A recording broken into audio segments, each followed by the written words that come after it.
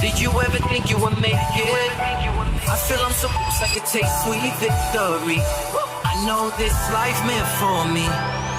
Yeah, why would you bet on Goliath when we got Bet David? Valuetainment, giving values contagious. This world of entrepreneurs, we get no value to haters. How they run, homie, look what I become. I'm the one. Come back. Okay, all right. Yeah, so, guys, we are early, 4 minutes again. Jose, you said PBD's not Syrian. He's Mexican. He's always late. I'm not even Syrian. I'm Assyrian. Assyrian, Armenian. Assyrians had a big convention this last Thursday. They had a lineup of girls for Vinny to be there, his potential future wife. Vinny comes back telling me he's never seen this many beautiful Assyrians in one room before. And by the way, to all the Assyrians, I'm not going to drop the names because I'm just going to, process of elimination until we have one. We love you. I wish I was there with you. I had a good meeting right before that. One of the lady entrepreneurs came to the house. We had great conversation together. Vinny, you're telling me a lot of these Assyrians, they want to send something to put on the set. Send it here. Find out our address. Menect Vinny. This is Vinny's Menect. He'll give you the address. Ship it something here to us. We'll put something on the set here. But can a father do a quick? Can I brag about Dylan? Please. Chad, I don't usually use this platform, but yesterday Dylan and he's got a big game today. Watch what Dylan does here. Go ahead and play this clip, Rob. This is Dilly Boy. Dill? No way. Okay, buddy. Snap. In the rain. 10 years old? How old is he now? 10 years old. And the slide. This kid is no joke. He's the Assyrian. Yeah. Bo Jackson. He's got the number 7. Nice. He's all, excited about it. Anyways, Dilly Boy, excited to see what you do with this. He's stayed disciplined during summer. He trained every day. Like when I'm saying train, he trained every day, sweating for a couple hours. And we'll see how he's going to do this season. Coach, we went and picked up the jerseys. Coach told him, said, hey, Dilly, you know why you got number 7, right? Dylan's like, yeah, I know. Says, you better score a lot of goals because you're the striker. He says, no, I know. I'm going to do my part. So anyways, we got a lot of stories to go through. For some of you guys that are wondering, the wife search for Vinny is still on. It does. By the way, it doesn't mean Vinny is officially taken. He's still not off the market. Okay. He is still out there available. If you go to, I think Tinder/Vincent Oshana? Nice. No, he's off of it. He's no longer on Tinder. Okay, it's a different Assyrian website. Well, it's election year. Maybe we should have a convention to get you a running mate. Okay, let's go through a couple stories. The ladies out there, listen, you're going to like the way this guy looks on you. John Cena. Money back guarantee. John Cena approached uncomfortable conversation with his wife about not wanting kids, okay? And his answer, you have to watch this, I think it was on the Shay Shay podcast. Trudeau called out by steelworker who refuses to shake his hand during blunt, folks, you have to see this. California auto insurance costs are set to rise. Again, people will say, Pat, you always take shots at California. I want to tell you what's going with your state and then how much it's increasing in other states. I think you need to know that California rates are going to go up 54% by the end of the year compared to last year. Not 54% up in 4 years, not 2 years. In 1 year, it's going up. Billionaire Mark Cuban decides to send a poll to parents asking if Trump or Kamala is a better role model for their kids. And he is shell-shocked by the results. Why Kamala Harris's approach to capital gains is generating so much controversy. We'll talk about that. X goes offline in Brazil after Elon Musk's refusal to comply with local news. Aurora police reacts to alleged Venezuelan gang presence at apartments have not taken over. We'll show you the clip. I'm sure you've seen it. We have some thoughts here. Has not made any effort, says Tulsi Gabbard, calling out Kamala Harris for skipping Arlington, says Trump team was approved to cover, and there's a bunch of controversy they're saying about that. And then we have Trump says abortion should be legal for more than 6 weeks. Cotton says he's open to Trump's IVF proposal. And Graham says he wouldn't support insurance companies mandating for IVF. We'll process that. Harris doesn't get the convention bounce, but widens gap with women. Israeli set to strike as around 500,000 protesters after hostages found murdered in cold blood. U.S. citizens Hirsch, Goldberg, Poland among 6 hostages found dead in Gaza. Bill Ackman says X-ban will make Brazil an uninvestable market. Ford walks back woke DEI policies, growing list of companies that are stepping away from DEI. Nancy Pelosi said the craziest thing. You have to almost respect for her to be that direct with you when she said that, but you have to hear what she said to Bill Maher.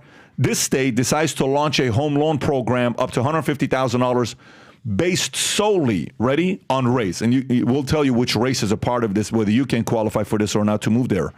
And last but not least, Turkey bids to join BRICS and push to build alliances beyond West. Anyways, those are some of the stories we're going to be covering.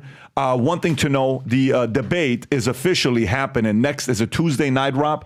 So we're doing right after the Vol Conference. I'm going to be at the Vol Conference this weekend at Palm Beach Convention Center. Bunch of people will be there. Thousands of people are coming from around the world. Cannot wait to see all of you guys. However, next Tuesday night, we will do a live Trump-Harris debate reaction with a live audience. But just like last time, we don't sell the full room because our employees like to come. We're only selling the first 50 tickets that buy. We will still do the VIP. We'll still go afterwards, have the cigar, the conversations. We're going to do that part. That's the QR code. Go get registered. The first 50 that buy tickets will be invited to be with us next Tuesday. Rob, what time is is it going to be a 6 to 11 type of situation that we're doing? Yes, 7 p.m. to 11 p.m. 7 p.m. to 11 p.m. And, of course, we'll do the cigars right after the debate's over with. And there's a lot of craziness going on here, but especially with everything going on right now, if you're following this will be the first debate they're having. Come join us. We'll have a good time together, as well as potentially for the VIPs, we'll do cigars and conversations afterwards. All right, let's get right into it. John Cena. I want to go to John first. How John Cena approached uncomfortable conversation with his wife about not wanting kids. And by the way, this is with Shannon Sharp. Shannon Sharp's podcast, Shay Shay. I think it's called Club Shay Shay. Here's how the conversation starts, and I'm going to kind of process this with everybody on the panel. Go ahead, Rob. You didn't want kids. Where are you on kids now? I don't want them. You don't? No, and I'm still there. I'm 47. I don't have them. You don't want a little Johnny? So. Or Joanna? That's great, and that's usually what everyone says. And I got to tell you, it's not the easiest out there because a lot of why we're here is to reproduce. I have a certain curiosity about life, and I also know the investment that it takes. And my biggest fear is, as someone who's driven, many times stubborn and selfish, I try to approach the world with kindness and curiosity, but I don't think I'm personally ready, nor will I ever be, to invest the time it needs to be a great parent, because I want to live life for all it is. And I still have a lot to do, and I still want to do a lot. I have a wonderful partner I do it with. We've had open conversations about this. We share the same values. It's a tough subject to talk about, because it immediately puts you in a category, and we can't help but judge. People are human nature. We're all judgmental. I'd like to believe that I operate under the construct that everyone's okay living their life. And I can tell you, this is not like a knee-jerk reaction. I've thought long and hard about this, even as my youngest age. By the way, Tom, your thoughts listening to what he's saying about, the great thing about competitive people, we're stubborn and selfish, right? He says you have to make a great investment. What are your thoughts about what he's saying here? Well, number one, he is facing the reality of age for him and his wife, having a child there and then being 65 when they're graduating high school. There's a window there that I think is a reality that he touched on. But I also think he touched on something that I think is prevalent in society about, hey, I'm stubborn, I'm competitive, I'm a little selfish. And I think that's where I disagree with people. You know, I think one of the greatest things that being a parent does for you is if you really want to be great, it will make you less selfish because you have to spread your time if you want to be successful. If you have a simple goal, I don't want to have a child no one else wants to be around. I want the child to be a great citizen and have a great stepping off point for life. Whether I'm a plumber and I want my son to take over the business, or my child's going to go on a study STEM, which is worth investing in college, or whatever that is, that is good. But you have to understand that you can't be selfish. You have to spread yourself around. And you know, that's not easy. But for people to say, this has passed me by, I would challenge John and say, well, what about the Special Olympics? What about being a big brother, big sister in your community? All you have to do is you can apply, you can fill out a form. They do a little background check on you so that bad people are not being part of the Big Brother, Big Sister program. You can do that. You can do what Adam does. One of the things that I absolutely admire about Adam is when he talks about his nephew, you know, and that. So you can invest that way.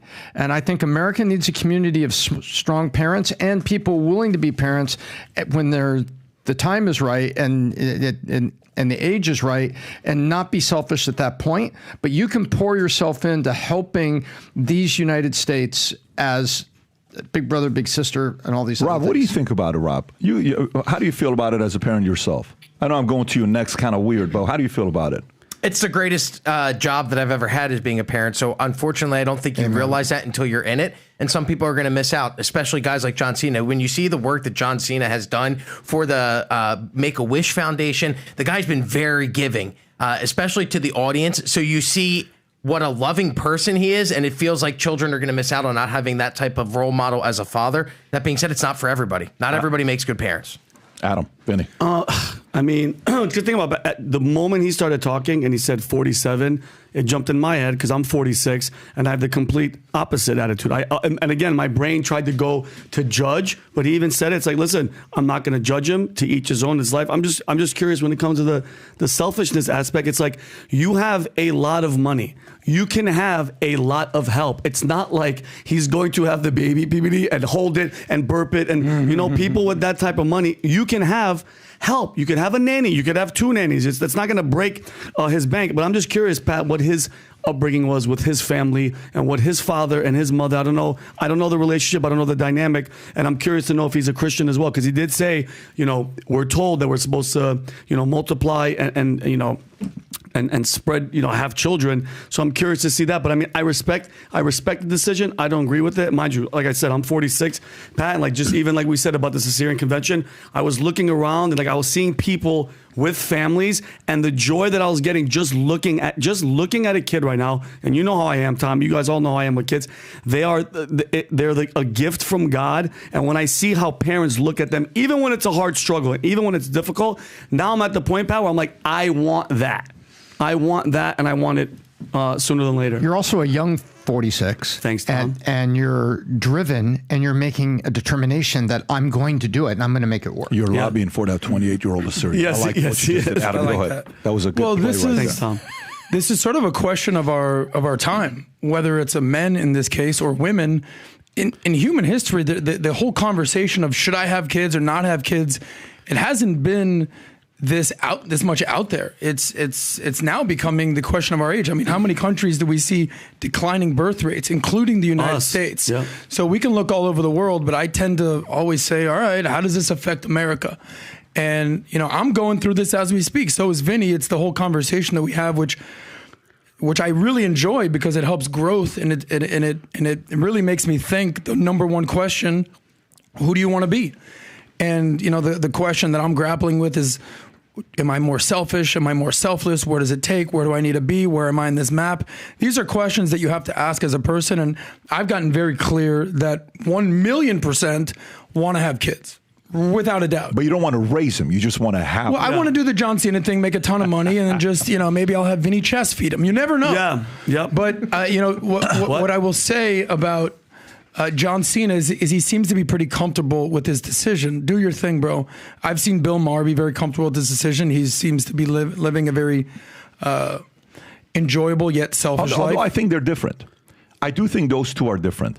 I think Bill is comfortably selfish, and he doesn't give a shit what you think about it. Right. I don't know if John Cena is he likes entertaining. He likes, being around people. He likes, contributing, giving back. He gives that vibe that he likes doing it.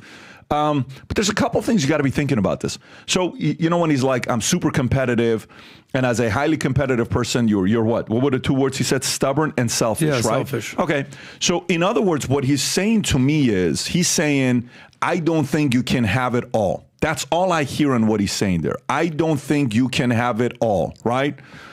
Trump won in politics, won in business, won on TV, and has how many kids? 5 kids. And their kids are good kids. I mean, you don't see a lot of drama with their kids. His kids are doing good things, right? Michael Jordan was the greatest of all time, and he still had kids. You can go to Musk, who runs God knows how many businesses. You can go to got 12 the kids. Walton family. You can go to some of these guys that are the greatest at what they do. So there is a limiting belief about the fact that if you have kids, you're going to have to lose other areas in your life. I think that I don't know how much truth there is behind that. Of course, there's a part of it you're going to have to do. But if you go Google the following, Rob, John Cena's relationship with his father, right? Vinny said this. John Cena's relationship with his father. And with father, just take his out. Yeah, John Cena's relationship with father. Right there, zoom in. John Cena rarely addresses it, but he shares a fractured relationship with his father. A 16-time has not been able to make up for the fact that his dad didn't believe in him, so he quit his job to indulge in bodybuilding in 1998 and get into professional wrestling. I mean, look, when you have an example like that and there's the fear and the pain, you don't want to go through it. But I can tell you, go back to the numbers you showed, Rob, the one that Adam was asking you. There you go. Look at this here. Rob, Tom, look at this. In 1963, the global fertility rate was 5.3. In 92 was 3. In 2021 is 2.3. Okay, and you can see where is 1 to 1.9. Look at U.S. We're at 1.6 right now. Okay, blue means you're having babies. Red or pink meaning means Africa's you're not on really fire, yes. Middle East on fire. Yep. Right, even some part of Central America, South America on fire. But when you look at zoom in to see what the super red are. I know Japan is 0.7. So if you zoom in, what is that? Is that that's not Cuba? What island It is should be it? Korea and Singapore. Right. I think, can you go on a red and see what the red is, or it doesn't let you do it? No, it doesn't let you do it. do that. Yeah, Japan is at 0.7%, and they have a sexless society. But, the idea is, are we having fewer kids, Tom, because we're becoming more selfish? Are we having fewer kids because people are living more for themselves? Are we having fewer kids because it's harder? Are we having fewer kids because it's harder? Are we having fewer kids because there's this big LGBTQ movement going on? Why are we having fewer kids than we did just 50, 60 years ago? What I say, well, first of all, I look at that map there, and you could probably overlay the same map of what part of the world doesn't have cable. You can see. That's a good point. Take a look. There it is. Or Netflix. Africa doesn't have cable or Netflix. Yeah. They're doing it themselves. There are three things that I see going on. Two big ones and then a basket of little things. The big one is I think people are living for themselves and they want to do all these things, and children are a time issue and a responsibility issue. The next one is expense. They're expensive, and people know they're expensive, and they think about their parents making ends meet, and then they think about what they're going to do and are more expensive. Those are the two big ones. And then there's a basket of smaller ones that tough people don't buy into. Oh, do you think it would be hard to have kids today?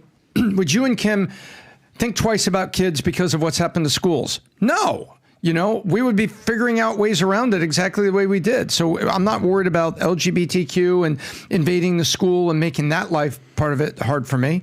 No, sorry. What about with modern day social media and everything? That makes it difficult. No, that's my responsibility as a parent. But people living for themselves, yes, and people looking at the responsibility and the expense, yes, those are having direct impacts. I used to say... Now, China had a one-child federal program. Right. I used to give a presentation 20 years ago in 2004. It showed that the average kid you raise from 0 to 18 costs you $245. Yeah, of course. Right now it's $375. Yeah, of course. It's $375,000 to raise a kid. So if you have 3 kids, you need $1 million for 18 years. Wow. Yeah. So $1 million divided by 18 years is what? 30, 40, 60. You need roughly $55,000 a year to have 3 kids for 18 years. That's really what so the when, cost when you is. put one kid, And that's just the kids. By the way, when you put it like that, Pat, $375,000, that's why when a kid goes, "Shut up, Dad," you're like, "I will slap the," that's like your Ferrari telling you to go to hell. It's $20,000 a year per kid. This is after tax money. So imagine you have to add another 0.25%. Wow. Inflation. $20,000. You're talking about $27,000 a year pre-tax. So if you have 3 kids, you need $80,000 a year just for your kids if you have 3 kids. Yep. So it is expensive to have kids, but that's not John's problem. Not that's at the all. average person's 0% problem John's to have. problem. Yeah, and this kind of goes Go ahead. I'm going to go to the next story. I was going to add just one thing. Go ahead. So Tom touched on it. So the reasons for this, and I kind of boiled it down. For sure, the money is a major factor. Thank you for breaking that down. And then, follow the money. Ultimately, it's the woman's decision whether she wants to actually have a kid or not. So in John Cena's situation, his wife is a 35-year-old female engineer. Shay Shahizadeh. She's born in Iran. She's an engineer. She was in a movie. Right. So she's going to have a decision in this. So for me, it boils down to... What do you mean she's going to have a decision in this? If she wants to have kids, he's probably going to have to take that into consideration. She obviously doesn't. No. He said, trust me, this guy's an alpha. He's not doing this because of her. Yeah. This is his decision. Oh, for sure. Are you kidding me? Like, this is John Cena. He knows who he is. Don't get me wrong. Good for him. Good for his wife. I'm sure they got a great relationship together. Being a Persian girl, he's got to make a lot of money to take care of a Persian girl. It's typically 3-4 times the amount of income you need to make of an average person you date. Maybe that's why he's worried. But the point... That's just makeup. But that is his decision. And he said, not now, not in the future. He didn't even leave an out that maybe one day I'll change my mind. Nope. That's not her. That's him. It's a weird situation. I have one friend, I'll go super quick. I have one friend who's in his mid-40s that got the SNP. Yeah. I'm like, what do you mean? Like, he's never going to have kids. He's like, I've made the decision that I don't like the direction the world is going, so I'm not even trying to do this. It's like, okay, that's a pretty aggressive decision. But a lot of people chase their career.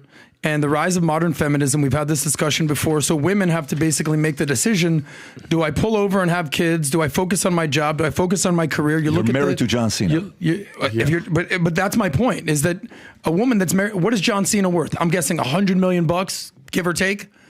Money is not $80 million. It's not his big thing. So, but then you have things like $80 million. Then you start. These acronyms: DINKs and SINKs and NEETs. Have you heard of these things? Be careful with, Yeah, you're one letter away from offending dual income, no kids. One letter. DINKs, dual income, no kids. Okay. SINKs, single income, no kids. Then you have thing like NEETs. Take it easy, Adam. There it is. Not employed, no education, and no training, NEETs. You have MEEKs, married with kids. You have MWEEKs, married, husband works, wife takes care of child. You have all these weird acronyms. Yeah. And what you're losing throughout all this is the traditional nuclear family unit. And I think that's what we're veering away from. Maybe, would you, if that's a dinkwad, double income, no kids with a dog, what do you call it if it's like a double income, no kids with a cat? Yeah. Dink?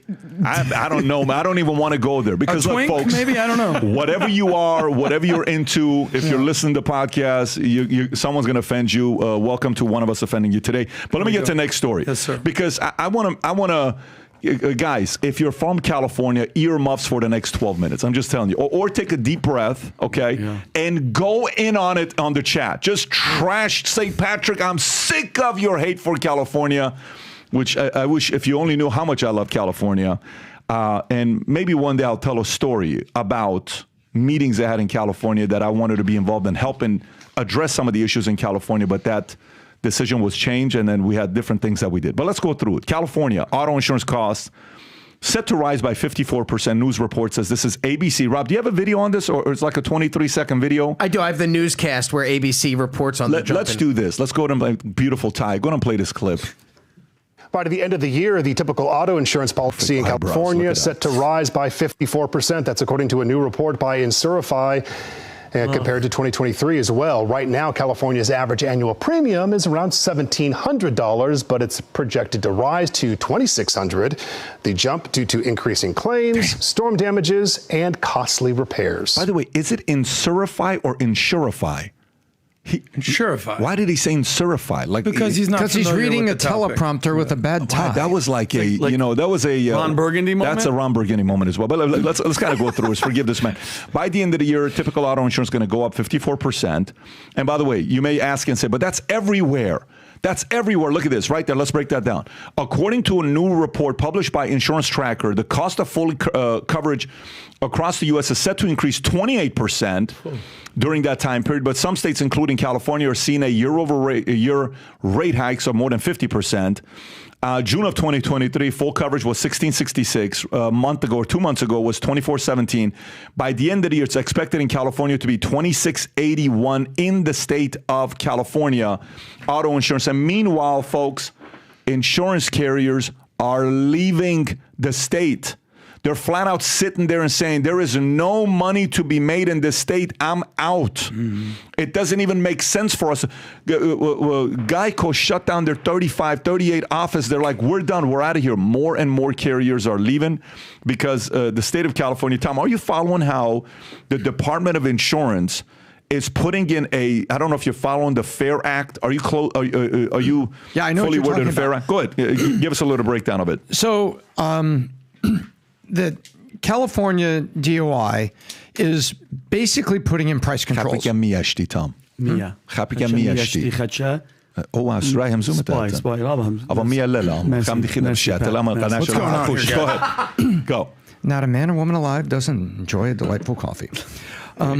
Right. No, what the California Insurance Commissioner, the DOI, there is trying to do is basically price controls, because the insurance carriers are bringing forth fact-based analysis that said the risk of theft in California is higher, so that's loss. Yep. But inflation has decimated the labor rate, which has gone up 33%, and parts are up 30%. So, Vinny, that means if your car crashes and I'm your insurance guy, I'll say, hey, pay your $500 deductible, and then I have to pay the rest to the shop, right? But I just have a 30% increase in parts, 35% increase in labor, so that's killing me. So what do I have to do? I have to charge you more. For every year, not for the every year, because does the deductible go up, Tom? No. Your deductible Just stays whatever you want to keep it. And by the way, you probably move your deductible to $2,500, trying to get your insurance down. But now your deductible's higher if you have something. And so what the California DOI is basically trying to do is price controls. And so the California insurances, Pat takes his insurance company, goes to Sacramento, and says, look what's happened to labor, look what's happened to parts, look what happens to risk of theft. Man, I need to raise rates here in California, and not a little bit, because I can't make a good business.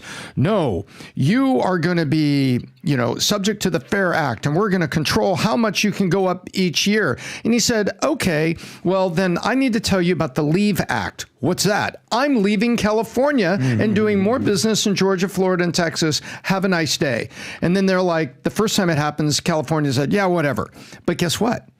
They keep saying, yeah, whatever, and there's not enough carriers to cover Californians. And by the way, are you following the dollar amount of the FAIR Act? No, I've not got into the quantitative. Okay, so Adam, do you have any thoughts on this before I go into the FAIR Act? Yeah, of course. I think, one story that comes to mind is we talked about this in 2020 when Biden was proposing certain tax hikes, and it was capital gains and income tax. So follow me for a second. We're going to get into this. So don't go into capital gains, because that's a separate story. Okay, I'm staying right here on insurance. Good. But there was a metaphor that you used. You mind if I grab you? And you asked the question, like, at what point, if someone's doing this, poking you, are you like, dude, enough's enough? That smile is 2 steps away from one of these. All right, we're going to go there right now? No. 8 minutes later, he's still pushing you. You're like, I'm like, what's up, Pat? You want some of this? Yeah. But the reality is, I'm confused. Are we still on insurance? How much are Californians going to take is my point. Whether it's taxes, whether it's regulation, whether it's insurance, whether it's crime, whether it's homeless, it just feels like a perpetual hand of the government pushing you. And there's 3 camps. There's the rich people who are like, dude, I got enough money, get the hell out of here. I'm in the hills. Elon I'm in the hills. Musk, It doesn't whatever. affect me. But even if you're staying there, you're still dealing with this stuff. All right, I can get out of here. I get enough money. You have the poor who are going nowhere. Right, they're living on welfare. They're living in the government. Like they don't really have a choice. Yeah. But then you have these middle class people that are getting squeezed and squeezed and squeezed and squeezed. And the biggest fear is like, where's the middle class going in California? Because the insurance, the taxes, the maintenance, whether you're buying a house, whether you're buying a car, all these other factors add up. Nobody's thinking when I get a car, all right, well, insurance. It's like, well, your insurance just went up 50% almost. That's $750 for insurance. That's nationwide. In California, it's $1,000. So then you have to do the math. How much is my income going up? if my income's not going up, how much of these expenses am I just going to be driving to the poorhouse? Yeah, and can I ask you an honest question? What is the ultimate goal of a mayor, of a governor, of a state like that? And I'm being genuinely, I'm inquisitive.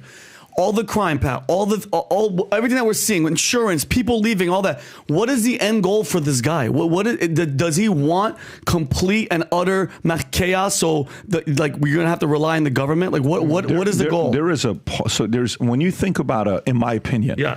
And I want to address that, and then I'm going to go to the Justin story because I want to still address what's going on with California. Yes. But the job of a politician is one, to be great on camera, okay, in their mind. Yeah. One, to be able to spin and get out of when you're being cornered. So that's a skill set some of them have, some of them don't have. Then the next one is your job is to make the city, the state a better place. And the way you go about making a place a better place is either the government knows what's best for you or you know what's best for you. And that's the battle, okay? And in this case, in the state of California, it's filled with people like him, Newsom, people like Kamala, people like Nancy Pelosi, who think they know what's best for you, right? You saw the George Clooney, getting criticized, the open letter, and says, hey, honestly, haven't addressed this thing about Biden, but I got to tell you, I think the right person we have to recognize is his selflessness, because the only person we can compare Biden to is George Washington. When he said that, I threw up a little. I don't know if it was pretty bad. We were at Angelo's when I saw this clip, and I feel bad because it came up a little bit. Probably because they're close to the same age is probably what he meant, wasn't it? But more importantly, when you're seeing this, and then you see Nancy Pelosi on the back end, she's the one that had to get him to want to step out. But these are the people that think they know what's best for Biden. They know what's best for you. They know what's best for everybody.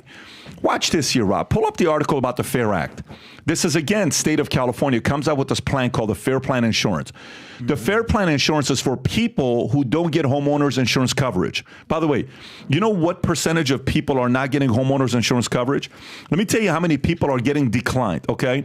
California Association of Realtors 2023 Annual Housing Market Survey found that nearly 7% of real estate deals fall through in the state of California out of escrow for one reason. You know why? Because the buyers couldn't afford the insurance. So imagine you're trying to buy a house. You're like, oh my God, babe, we got approved. This is so awesome. You're in escrow. Hey, you got to get homeowners insurance. Awesome. How much is homeowners insurance? $13,800. What? Wow. I can't, babe. What are we going to? So then they're like, oh, we can't afford it. 7% are bailing. That's 1 out of 14. Think about 1 out of 14 deals. You can't afford to buy the house because you can't pay for insurance. Of homeowners insurance. So then, California has 40 million people living there. 55% of adult income earners that own a house. But when you go through this, they came up with this FAIR Act. Rob, can you pull up the FAIR Act? Here's how the FAIR Act works. Okay, the FAIR Act is built for the people who don't get qualified for homeowners insurance. The state comes and says, don't worry, we got you. So the FAIR Act, they say it's not a government-backed program. It is financially supported by California's private home insurance companies, not taxpayers. You know what this means? So let me tell you what this means. So companies such as State Farm, Allstate, okay, who else you got? I'll give you a few names. USAA, Travelers, Nationwide, Chubb. They're forced to be a part of this. So it's like pay for play. You want to do insurance in our state? Guess what? You have to be part of the government's FAIR Act, and you take the risk, not the state. That's not fair. So watch what happens. They now have 408,000 policyholders, okay, an increase of 164% since 2019. Rob, can you go to the dollar amount of how much it's increased in the last 12 months? If you go right there, zoom in right there. You have it right there at the top paragraph. Zoom in, look at this. As of June 2024, it is now $392 billion in dwelling coverage exposures, up from $284 billion just a year ago. By the way, that liability, you know who it's on? Who's that liability on? On USAA, on Farmers, on Travelers, on Nationwide, on Chubb, on Allstate, State Farm. Let me ask you a question. Who do they owe an answer to? These companies, who do they owe an answer to? To California, to their shareholders, to their employees, to their investors? Who do they owe, who are they being held accountable to? They're shareholders and investors, number one, by definition. So the shareholder and investor looks at the chart and they go like this. Hey, can I ask you a question? Yeah. Why the hell are we agreeing to this? Well, the alternative is California won't let us do business there. They're forcing us to be a part. But you want me to lose this much money and this much liability without making any money? Yes. What do you guys suggest we do? Leave the freaking biggest state in America? Yes. Yep. I never thought about it that way. Guys, guess what? Call California. We're done. We're out. Are you serious? Yes. Trust me, California will come back.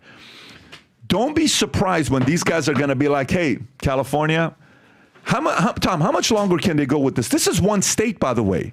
Yeah, this is one state. And by the way, this goes on the heels of, Rob, look up CARP, C-A-A-R-P, California Assign Risk Plan. This is for the motorists, Pat, who have 2 DUIs but still have to drive to work, and now they get their license back. And it's the same thing. Drivers that can't get insurance, they force the insurance companies to be part of it. So again, by the way, do you know what State Farm did just 2 months ago on July 3rd? Do you know what State Farm on July 3rd? Are you following this number here? Watch this. State Farm announced they are not renewing 30,000 homeowners insurance policies. Let me say that one more time. Yep. State Farm is one insurance company of many in the state of California. They said, imagine you own a house. You get a letter from State Farm that tells you, hey, Vinny, sorry, we're no longer covering your home anymore. So at that point, what, I have to find another insurance? Go find another one. Jeez. Yeah, they do that 30,000 times. It happened to me when I bought the boat. Chubb dropped my boat insurance policy. But do you know why? Why? Because they saw a video of me being the captain of the boat on social when one of the Sam or Mario or somebody posted it. I got a picture with a link to the video saying, you're the captain, we officially drop your insurance. They didn't drop it because of the state. They dropped it because they said, you're not the captain. You don't know how to go out and be the captain of a 48-foot. These guys are sending it because California is forcing them to send this. So how much longer is this going to last for the state of California? I don't know, but I think California policies are hurting middle Americans. Their policies are destroying business owners.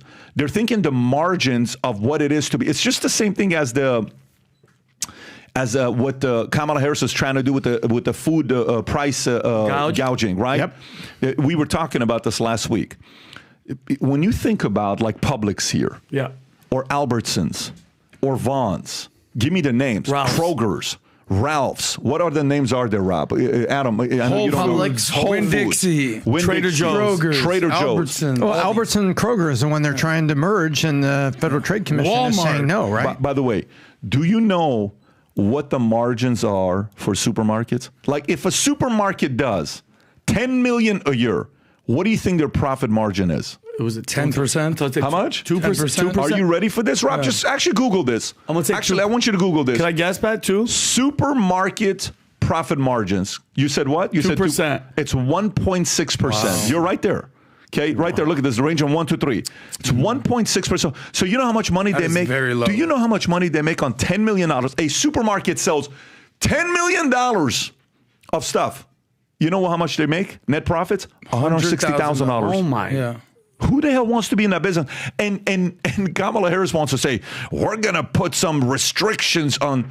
Dude, the shit doesn't work. Get the hell out of the way. What are you doing? This is their problem. They think they can fix everything with more regulation. Today on CNBC this morning, I'm watching these guys that are building homes, like home builders. Do you know the top 4 cities, I believe, that are building the most homes? I want to say 4 out of 7 were all in the state of Texas. You know why? Because Texas gives the fastest zoning permits. So they move the fastest. And inspections. We're in Oakland Park. We've been trying to put a gate up here for 3 years. Since I've been here. Rob, how long have we been trying to put this gate up? Since we moved in before that. For 3 years, Oakland Park still hasn't given us a permit. Who the hell wants to do business in Oakland Park? Yeah. Nobody. If your zoning permits are so slow, it's a freaking gate. Yeah. But in Austin, Dallas, Houston, go. California, well, let me think about it. What about this and what about that? Dude, I'm out. I don't want to deal here anymore. You force good people that are business owners out. That's all these people are doing when it comes down to right there, the top 4 cities building the most homes in California. Houston, Dallas, Atlanta's one. I think Austin was another one. And there's one other city in Texas. Phoenix. Keep going down. So that's the 4. San Antonio. Austin, There you go. Nashville, boom. Yeah, Austin. So 4 out of 7 is Texas. Dude, I mean, why are they doing this? Because they're just giving permits like this. They're giving permits. So builders are like, let's go there. We can build it up. And the lady says back down 40 years ago, they used to say, when you asked the builder to build a house, you could expect to have your house within 6 to 8 weeks, they were saying. That was kind of weird. Small houses, not big houses. So the thing was fast. Says now you're waiting 6 to 12 months. Who the hell wants to wait that long?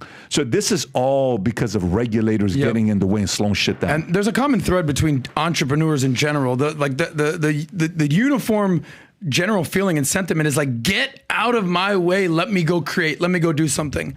And then when you run into red tape and you run into bureaucracy, even Bill Maher on his show is like, I'm trying to build a shed outside. It's taken me 5 years. Yet he doesn't get to the next step where it's like, yeah, because you're in California. Yeah. And it would seem to me, Pat, you would know better than me, California just has one simple problem, and that's a math problem. They just think that the government is going to fix all. Let's just raise the minimum wage. Yeah. The one Congresswoman, Barbara Lee, I believe, she's like, I think we should increase the minimum wage from the fight from 15 to the fight to 50. Jeez. Like she said this, she proposed this. That's $100,000 a year is a minimum wage. And you know how the math just doesn't work, ladies. Exactly. You know how the story ends. The story ends where a bunch of insurers now bail out of California, leaving fewer insurers at gunpoint that have to do the special policies. And so when they go to the insurance commissioner and saying, look, I know you're trying to put us in the FAIR plan. There's only 4 of us left. And I need a price increase. And you know what the state will say then? They'll say yes, because they can't lose the last 4 that are the last 4 insurers actually standing to do it. So they'll lose those. Guess what? Do you remember what the stats were? What happened to the Affordable Care Act on its 3rd anniversary? Remember what happened? What happened, Tom? The premium started going up 20% a year because that was the deal that the health insurers that said, listen, okay, Obama, we'll keep it frozen for 3 years. Remember that? And then you showed this sudden spike. It's like a balloon because it was payment. Artificial from the government. That's what's about to happen here with the last one standing. And by the way, Tom makes such a great point. You know what happens when that takes place? Guess who California, Obama, and all these politicians then blame when the rates increase?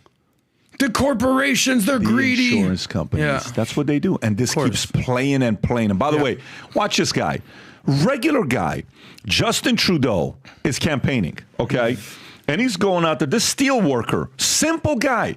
This is a very simple guy.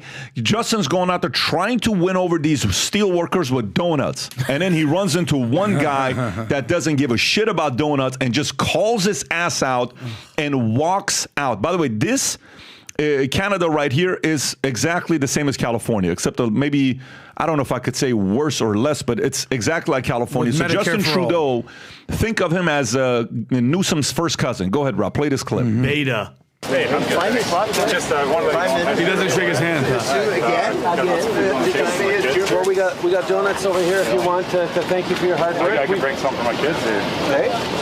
The 25% tariffs we just brought in on Chinese steel to help you out. That's going to keep my job, That's going to keep your job. What about the 40% taxes I'm paying, and I don't have a doctor? The $400 million in the invest in your car means you're going to have a job for I think you're only here for another year. We won't see you around probably another year. That's what elections are for. That's right. And I look forward to everyone exercising the right to vote. Yep. The basic choice, we're going to invest in you and your job. I don't believe you for a second. Dental care? Do you know anyone who got dental care? Yeah, I pay for it myself. Okay. We're like 3 years behind. You have a job and coverage? Yeah, four people in my seniors. family. Every seniors. time we go for a dental visit, it's costing me about $50 in my pocket per person. Okay. Why? I have a good job. You're not really doing anything for us, Justin. Well, actually, we just invested so 500,000 people hadn't been to the dentist. Got to go to the dentist over the past few months. Probably like my neighbor that doesn't go to work because she's lazy. You know what? Doesn't go to work. She lives the same way. Most Canadians try to stick up for each other, and that's what we're going to keep doing. Yeah. Good luck and prepare you for next year. No, I'm good. Thank you. All right. He doesn't want to shake his hand. It's like a G. Right, the other guys got the donuts. Excellent. They got the donuts. He is such a fake. The other guys got the donuts. Excellent. But by the way, that guy, that steel worker, I don't know what his name is. I'd love to call him by his first name if I knew what the steel worker's name is and give him credit. He's not a politician.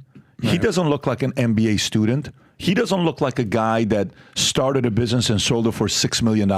He looks like the average voter who loves his country, loves his family. He said 4, which means what? The average husband, wife, and 2 kids.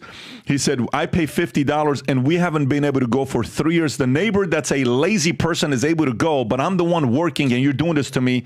No respect, walks off. You think, by the way, say we start a city.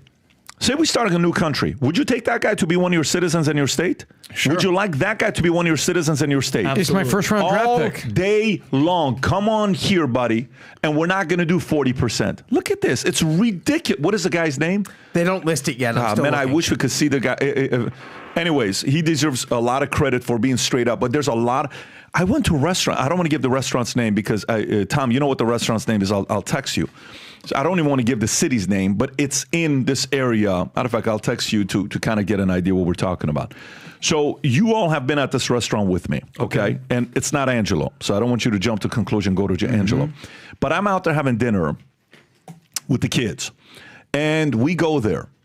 And when we walk in, this is a high-end restaurant that's been in its location for 30-plus years. And I say, wow, this place is pretty empty today. And, it's kind of weird. So I get up. Every time I sit down, I go and wash my hands, and I always look around to see what's going on in the place. I come back, I sit down, and then I get up, and I'm like, Tico, let's go for a walk, you and I. We go out to go on a walk, we do our own thing, and we have fun, and, then I come back, and then the manager comes and sees me. He says, how you doing? I said, I'm doing really good. He's been taking care of us for years. I said, what's the, how are things? How's business? And he just straight up goes into it. He says, I'm down 13% 2 weeks in a row. Whoa. He says, look, I need you to keep coming to this place. Yeah. By the way, he's not saying it sarcastically. He's being I swear to God, he's saying it like we really need you guys to keep coming because we really need the business as a local restaurant. I'm like, I said, why do you think this? He says, it's so weird. He says, I've been here for God knows how many years. I've never seen a drop-off like this. I said, it's not like people are back to work. They're going back to school. Vacation time is done with. Says, yeah, I know. We're just not getting the traffic that we're getting. I said, well, if you're losing 13% and you're the best of the best in the area, your competitors are probably losing 20, 30%. Prices are going up. Menu prices are going up. How are we going to get people? There's stories about how many restaurants are shutting down in Miami, let alone nationwide, that these guys are going through. So this concept of, and Kamala's solution is what? Or Justin's solution is what? Hey, we'll give you $25,000 down payment for your house, right? Hey, we're going to do a fair act right there. Look at this. Their chain is closing down. Buffalo Wild Wings, 60 locations. IHOP, 100 locations. Pizza Hut, closed locations. Red Lobster, 99, 17 in Florida. Hooters, devastating. TGI Friday, I mean, Tom is emotional that they closed 36 restaurants, including 2 in Florida. Outback Steakhouse, 41 underperforming. Applebee's plans to close 25 to 35. And by the way, these are restaurants you know the names of.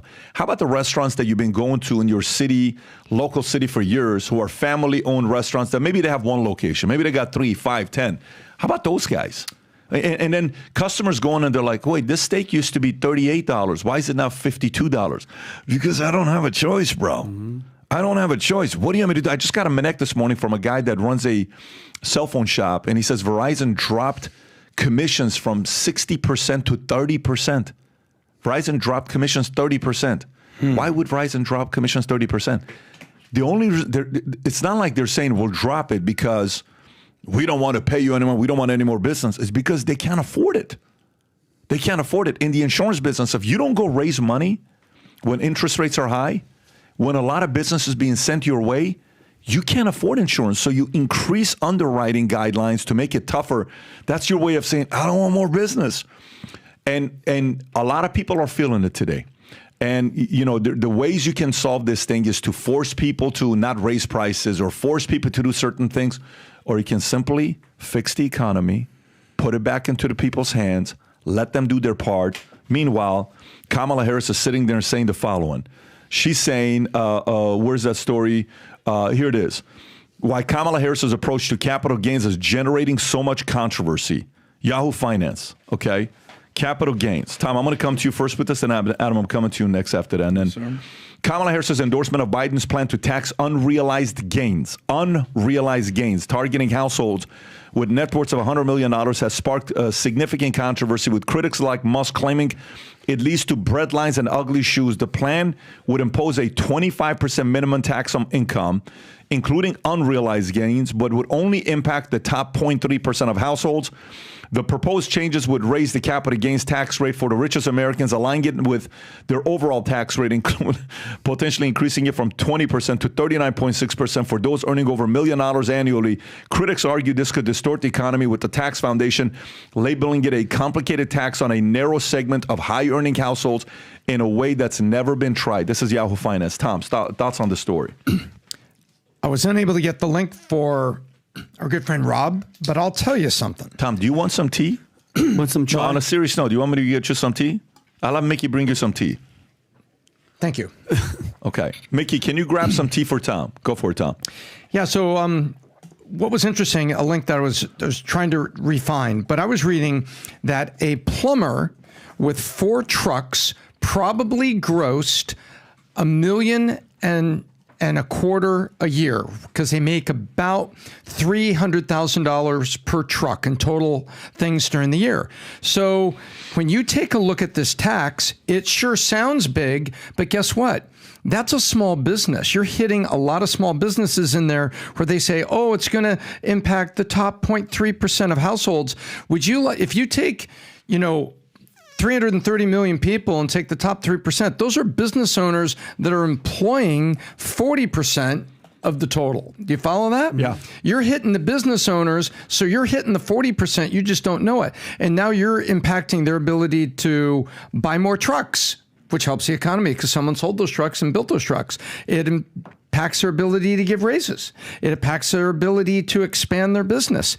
So what they're going downstream and thinking, wow, look at this lake full of money. Let's take it. But they don't understand how the lake's getting filled by all the streams of productivity and small business. This is wrong-headed, tax the rich because they think the rich are there, will continue to be there. As Margaret Trudeau said, taxing other people's money only works as long as those other people still have money. Is that Margaret Trudeau or Margaret Thatcher? Margaret Thatcher. Oh, you said Trudeau. That's I said Trudeau? You're still... no, Margaret Trudeau. How was your brain? Sorry, I'm still on Justin. Go ahead, Adam. Margaret Trudeau was, a wild woman in Canada, was the estranged wife of Pierre Trudeau, which is Justin's dad. Yeah. No, this was Margaret Thatcher talking about the socialists that were trying to do this in the late 80s and 90s. Got it. Adam, go ahead. Tom, we got it. Go for it. I mean, the whole thing, like, for instance, Vinny, do you know what capital gains is and unrealized gains and realized gains? It's okay to be like, dude, I have no clue. This is something that I wasn't too familiar with when I got into the financial markets and started making money and having taxes and then started investing. It's like, what is this language? In the gym, I understand like non-realized gains of the guys that walk around like this. Exactly. We have gains, ILS. exactly. That's, So Rob knows. Actually, let me try to make an analogy here. Yeah, so you're go working ahead. out in the gym, but you have your shirt on. Yes. And, the gains is when you take your shirt off and the ladies are like, oh my see what's God, up. Yeah. But if you don't take your shirt off, nobody knows what you got going on. Unrealized weird. What a weird analogy, but here's what it is. That's a terrible analogy. But let me explain what it means. Let me try to do, but this guy threw the gym analogy. I was like, well, you're doing triceps, but you're back. I mean, when I went to Vinny on a financial Where's Mickey with the tea? This is why did I go urgent. here? But the bottom line is it comes down to potential. No, do me a favor, though. Can you actually, you're making a very good point, Adam. Explain in 15 seconds what is unrealized gains. So it's essentially the only time that you actually have a profit or a gain is when you actually sell. And then it's quote unquote realized. Gotcha. So for instance, if you buy a stock for $10 and it goes up to $12, you have a $2 gain on paper. But it's only realized if you sell it for $12 and you pay maybe taxes on the $2 is how that is. Because it could go down tomorrow. Exactly. More. So until you actually quote unquote lock it in, it's unrealized. Gotcha. So whether you sell your stock portfolio, whether you sell your house, there's also in the insurance building, like the insurance, the inside buildup, the cash value. That's been a whole thing. Explain now the unrealized gains. So for example, you have a business that, let's just say you have a business that's worth $100 million, okay? And, you have never taken the money off the table. It's paper wealth, okay? Exactly. It's paper wealth. But now you have to pay 25% on the $100 million that you've never taken out. Yes. Did you understand what just happened? But then walk me through this. Okay, let's say they just start taxing unrealized gains, which is obviously something that you're not in favor of. But then you're getting taxed. But then when you sell the asset, you're also getting taxed. So it's almost a double taxation at that point, no? And then whoever you give the money to, they have to pay taxes on it. So this tax situation, it's just getting deeper and deeper. Yeah. So and by the way, go ahead, Tom. There's a hidden side to it too. When you hear, I think everyone reads casually headlines about a unicorn. Oh, another unicorn from Silicon Valley. They're worth $1 billion because they just got investment, and the investor said we're investing on paper. Right. So now, what are all the startups going to do? You're going to cripple startups. Yep. Now this is catastrophic, is what this is. Okay, catastrophic. What this is, if they do it. And by the way, so here's the other part. What's the likelihood she will do that? Do you know what's the likelihood that this will pass? What do you think is the likelihood that the unrealized gains will pass? Not highly likely. Let me tell. Go ahead, Tom. 0 with the Republican Senate. Right. I think it's 0. Period. Let me explain why. Okay. Let me explain why. So, look, here's how this works. I remember there was a guy I was working with, never liked doing this. He would come and say, hey, I'm going to come and piss off your office. You come and piss off my office. And then, let's make money, but let's just say stuff about me. And my guys will get pissed and I'll say stuff about you. And I'm like, yeah, you know what, though? It's always better if the feeling of wanting to beat that person is real. Then you really are going to rally behind the group instead of faking it, right? And then it became a training for this guy. He started training his people how to get others to be pissed off at each other. I'm like, dude, some things are caught, not taught, right? Caught, not taught. More is caught than taught in parenting. And more is caught than taught in anything you do. You're going to catch what the person's doing, then that person's teaching you because you're catching what they're doing, right? Okay. So here's how this works. My opinion. Hey, guys, look, we have to get the poor to believe that we're going after the rich. Now, I need $100 million from you, $100 million from you, $100 million from you. Look, I'm going to get up and say this. Of course, I'm never going to pass this, okay? It'll never happen. I would never do that to you guys. I know how important you are, but that has to be part of my campaign. So when I get up there, don't worry, I'm not going to do any of it. Let me just say it, okay? But you make the phone call first. So then you hit the stage, and then what do? All these rich billionaires and the Republicans, all they care about the billionaires and the millionaires and the billionaires and the right? Guess who gets more money from the billionaires, the left or the right? It's not even close. It's the left over the right. They get way more money from billionaires on the left than they do on the right. It's not, by the way, it's pretty much 4-1 in many cases, 3-1 in many cases. So you mean to tell me like that video of Chris Cuomo going at the DNC and saying, look at all these guys at the top, pay to play. You think they're going to do anything to hurt these guys? They're not going to do any of it. But deep down inside, they would love, Tom, this would be like porn on steroids for the people on the left who are politicians who have never built a business for themselves and know how much painful it is to grow something. They will love nothing more to pass the unrealized gains. But the guys they're getting money from, they would be taking money from them. Why would they ever do that? But they're going to manipulate the average American, and the average American is going to say, yeah, when they think rich, they think Republicans. When they think billionaires, they think Republicans. That's all they think about.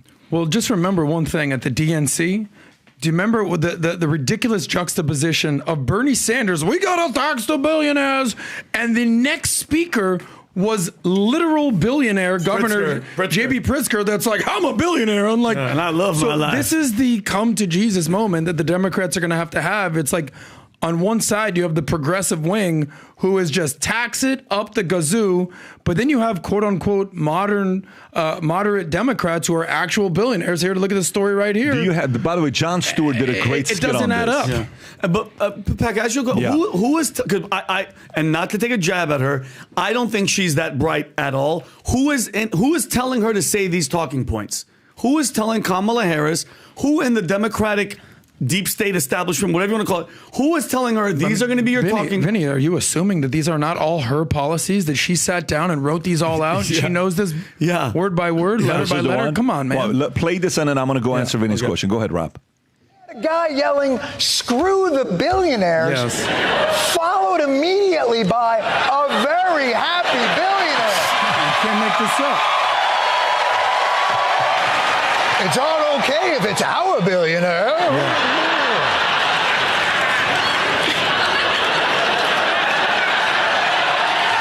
I don't like billionaires, but he's all right. They had guys making fun of people for going to Yale, and a bunch of people who went to Yale. The Democrats had people who prosecuted sexual predators and... Wow.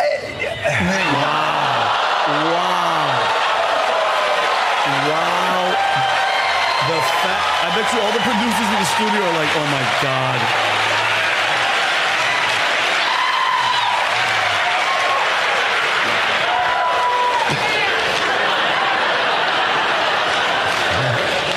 There goes that booking.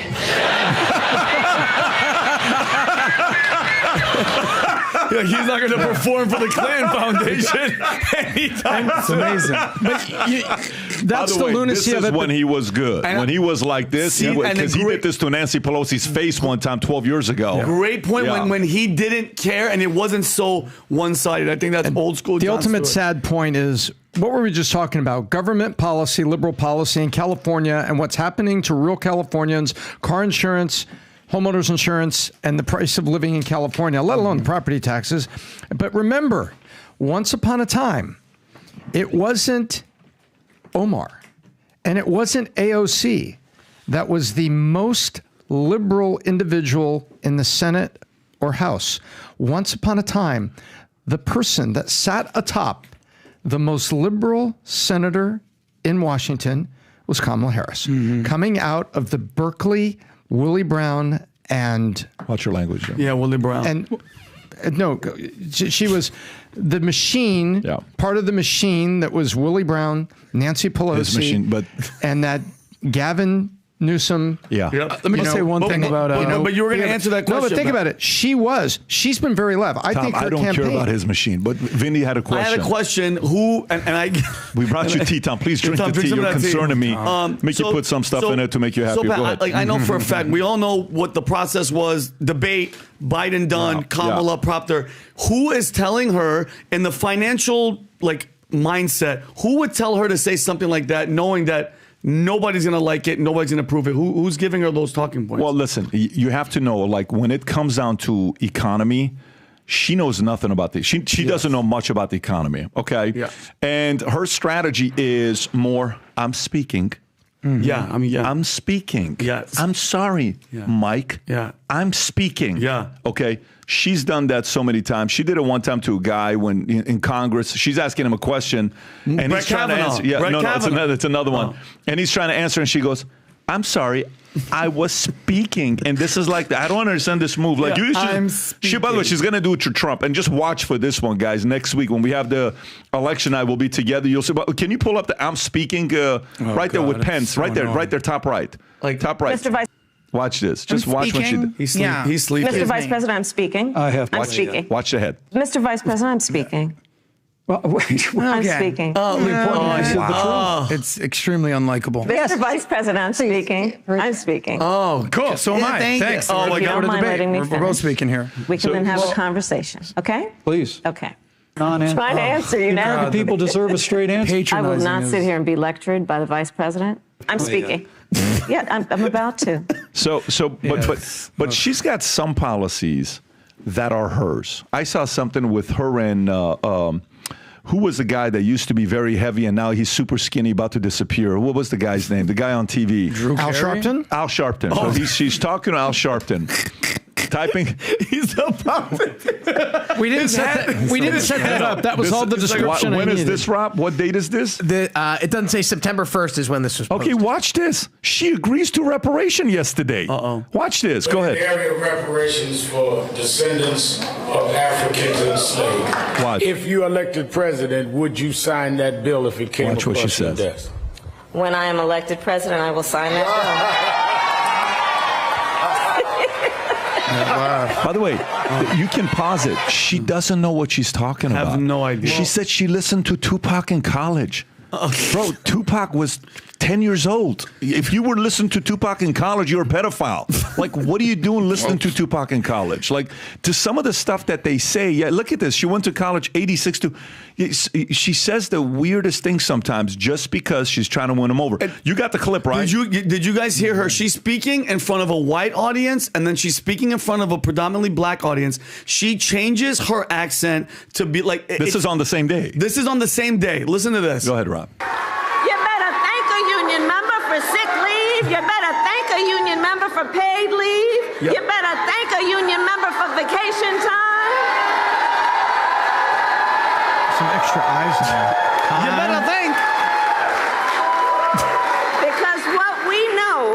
By the way, she Where's sounds, the other one? Yeah, and then the other one, Rob. This is. But by the way, there are white people. That, So we're going to grab lunch, 2 drinks, and head to Pittsburgh. Yeah, watch this. Pittsburgh. Thank unions for sick leave. Thank unions for paid family leave. Very different. Thank unions for your vacation time.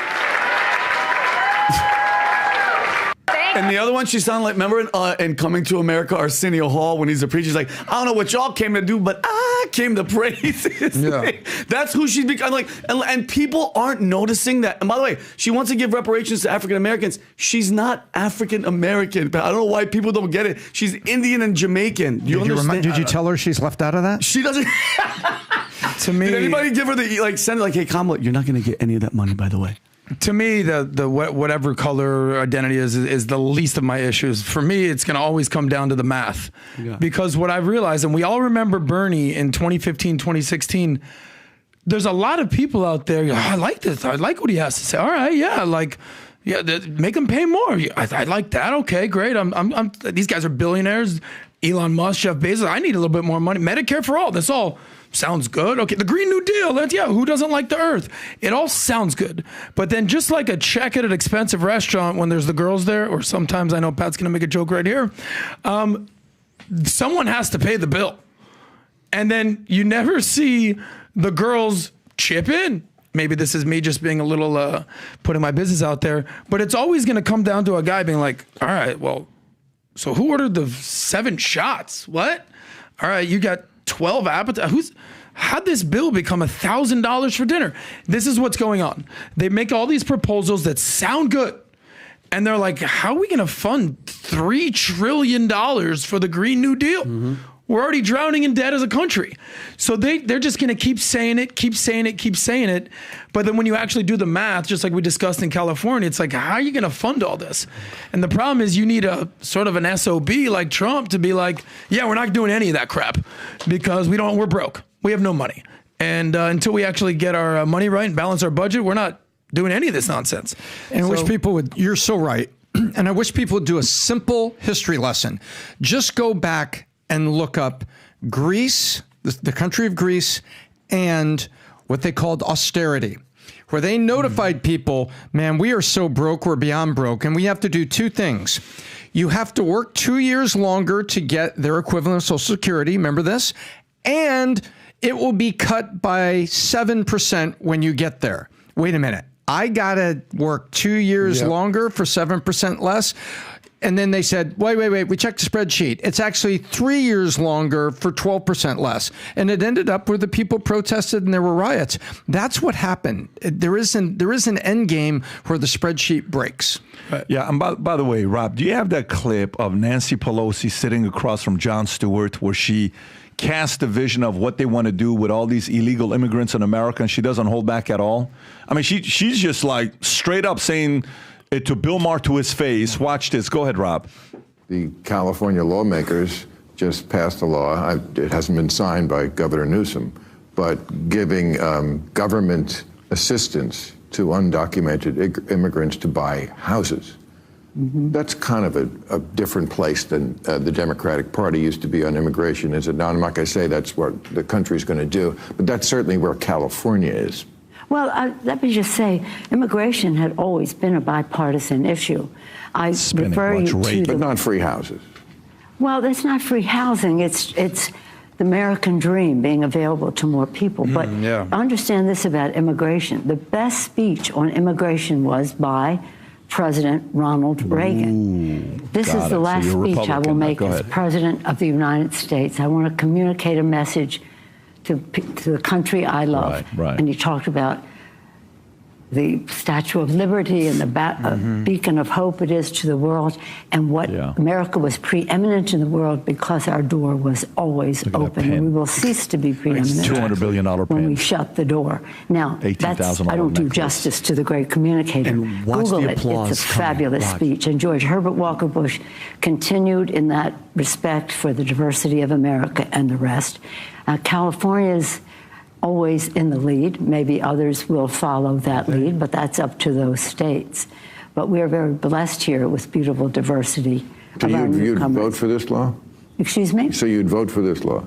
I'm not familiar with exactly what that is, but making the American dream of home ownership available to all people is something we have to do for people who are here now. This is before you're a citizen. This is undocumented.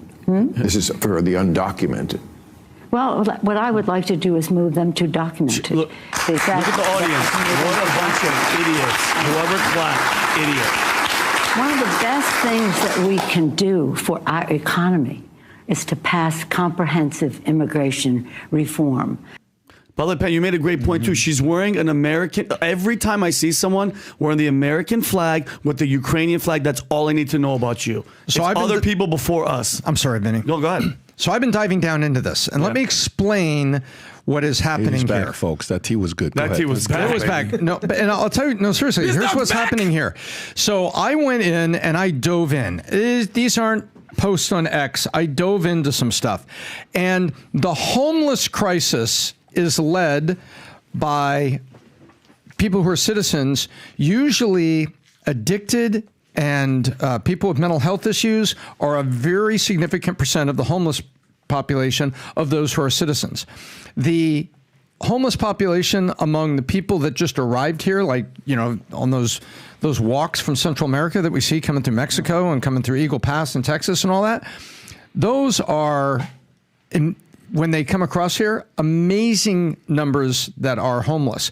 So the homeless problem is increased by these. So guess what they want to do? They want to hide them. Because step one, Governor Abbott's going to put them on a bus on Chicago, Philadelphia, New York. He did it quite a bit successfully. And they're like, look, the states on the border are just going to be putting people on buses and shipping them around. So we got to hide these people. This program is specifically to reduce the homelessness of the undocumented immigrants and to get them into homes, number one.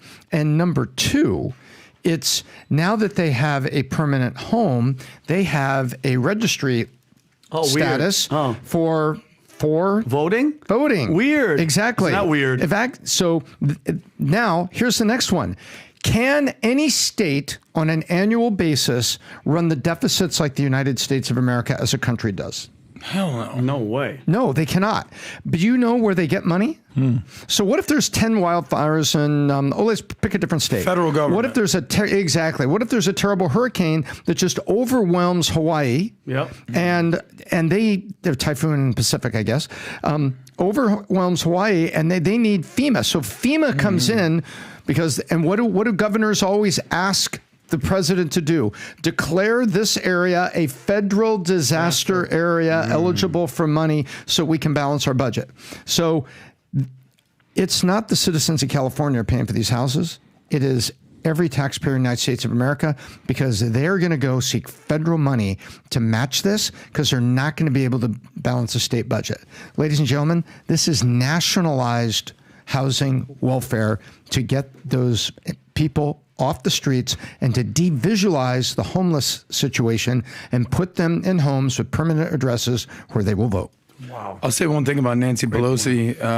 So who is Nancy Pelosi in the grand scheme of things at this point? I mean, she was supposedly the final voice of, all right, Joe Biden, you're out of here, buddy. Yeah, like, exactly. It wasn't Obama. It wasn't the hatchet. It wasn't Kamala. She runs the House. And she's very much concerned with down ballot races. She see where it was trending. She's like, Biden, you got to go, buddy. We're going to do this the easy way or the hard way. And I think it appeared as if Biden wanted to stay. And she's like, no, you're done because I can't raise money. I can't do this. Follow the money. You're gone. And then the next thing with her is whatever that was, she just did that word salad of buzzwords. It's like you can always go to the well. It's like a comedian.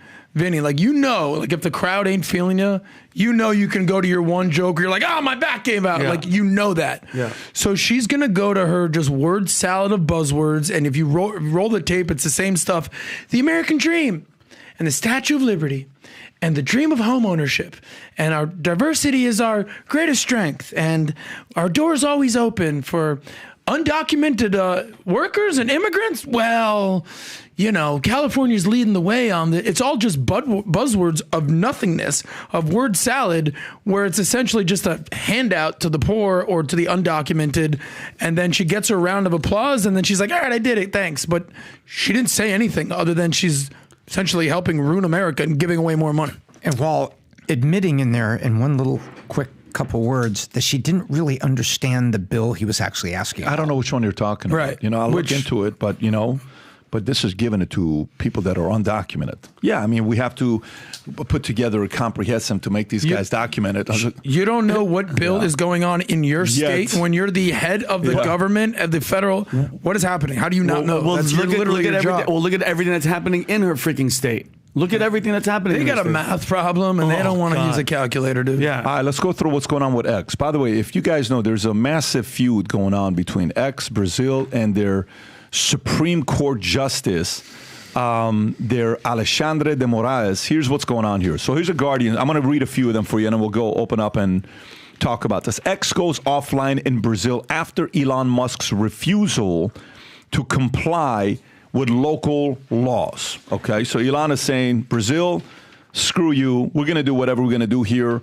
X, formerly known as Twitter, was blocked in Brazil after Elon Musk refused to comply with local laws, leading the country's Supreme Court to enforce the ban. This action, led by Judge Alexandre de Moraes, was in response to X allowing the massive propagation of misinformation and hate speech and Musk's failure to appoint a new legal representative after closing X's local office.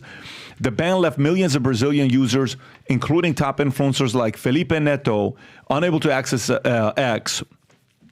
Many migrated to the rival network Blue Sky, which gained 500,000 users in 2 days. Neto reminded Musk, when you go to another country, you're obliged to follow its legislation, even if you disagree with it. Musk responded to the ban with vulgar and combative remarks. Again, this is Guardian, folks.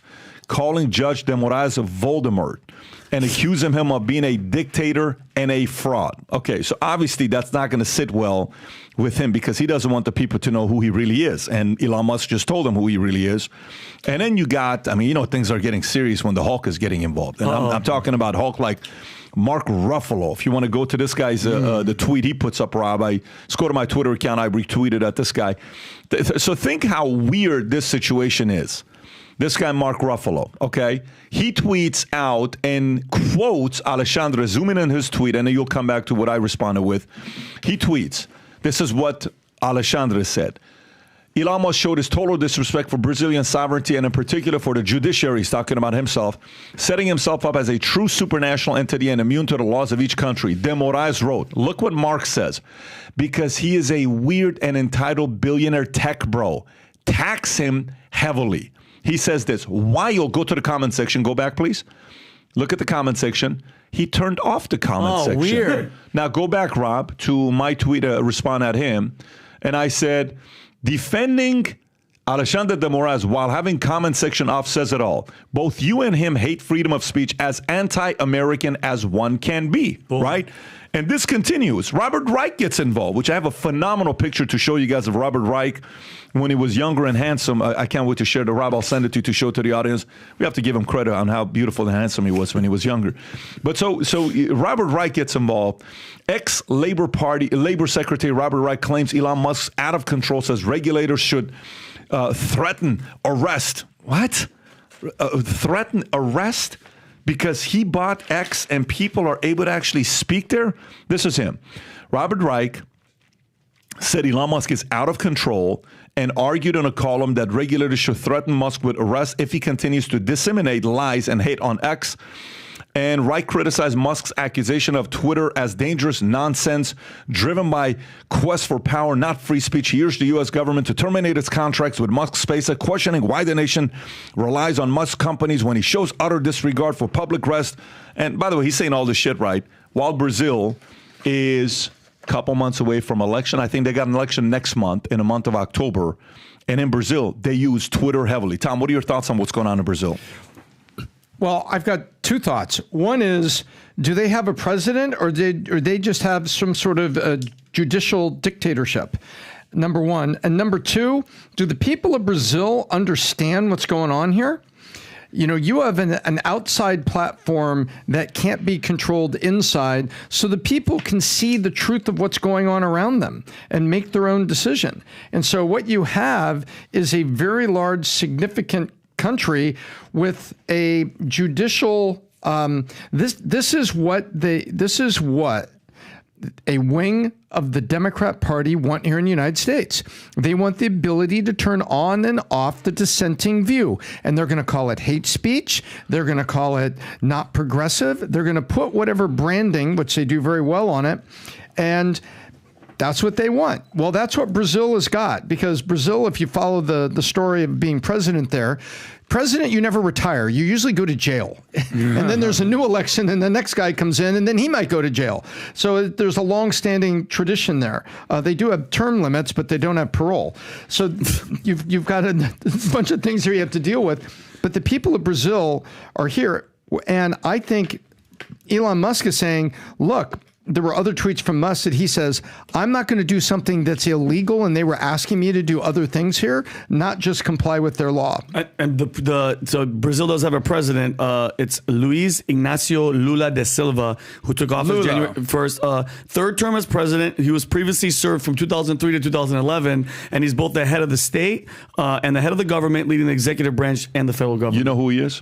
No. He was part of something called the Operation Car Wash. He went to jail for stealing nearly $600 million worth citizens. Yep.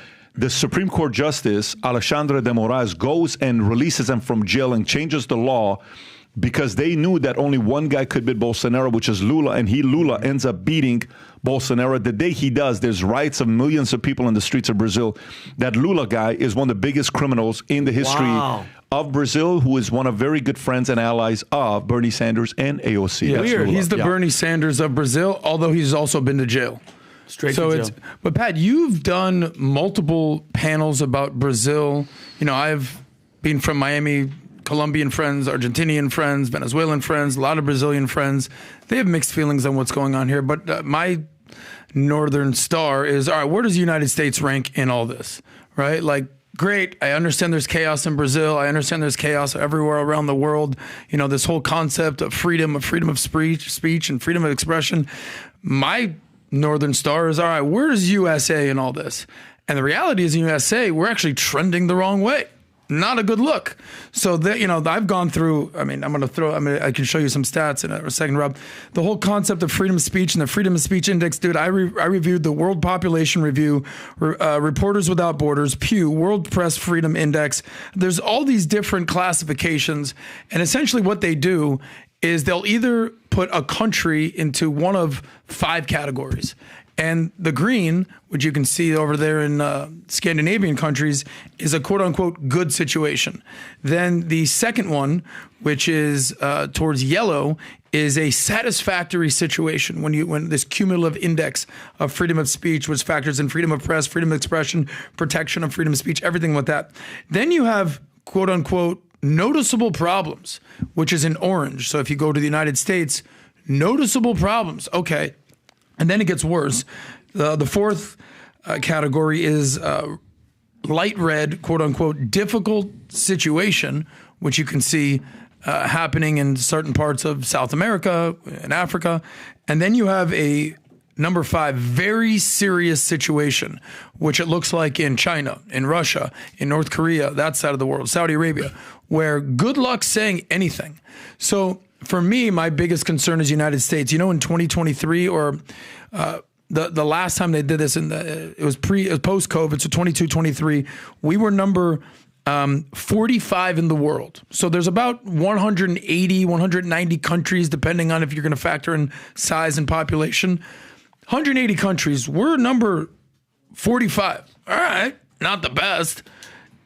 Since then, do you think we went up or down this year? We're now number 55 in the world. So if you scroll down, Rob, I believe there's like actual rankings. This is what concerns me the most. There you go, right there. So again, I did the green, the yellow, the orange, the light red, the dark red. And I can kind of weigh in on this. The left side is these countries are doing okay, right? You have the Scandinavian countries, Norway, Denmark, Netherlands, Sweden, so on and so forth, even Canada. Then the second category is like, look, you're doing okay, but you can also room for improvement. That's where United States is. But Brazil, where's Brazil? Brazil's number 82. So essentially they're in the middle. They can go one way or another. If they continue down this path of suppressing freedom of speech and basically criminalizing Elon Musk because he's giving access to freedom of speech, what direction does Brazil want to go? Do they want to go in towards the satisfactory good situation, or do they want to go towards the noticeable problems, difficult, very serious situation like China? By the way, keep talking, Adam. Tell us about 49. 49? Romania. Here we go. That is better than United States? Yeah. 49 is Romania. And if you have... by the way, that's a whole nother conversation. George Washington once said this. He said, the freedom of speech may be taken away, and dumb and silent, we may be led like sheep to the slaughter. Mm-hmm. Wow. George Washington said this. Okay. So they can sit here and say whatever they want to say about all this stuff. And by the way, you know, this isn't, Brazil's not the first one that's been banned, that banned X. Just so you know, temporarily in the past, Egypt did it in 2011. Mm-hmm. Turkey did it in 2014 and 2023. Uzbekistan did it in 2021.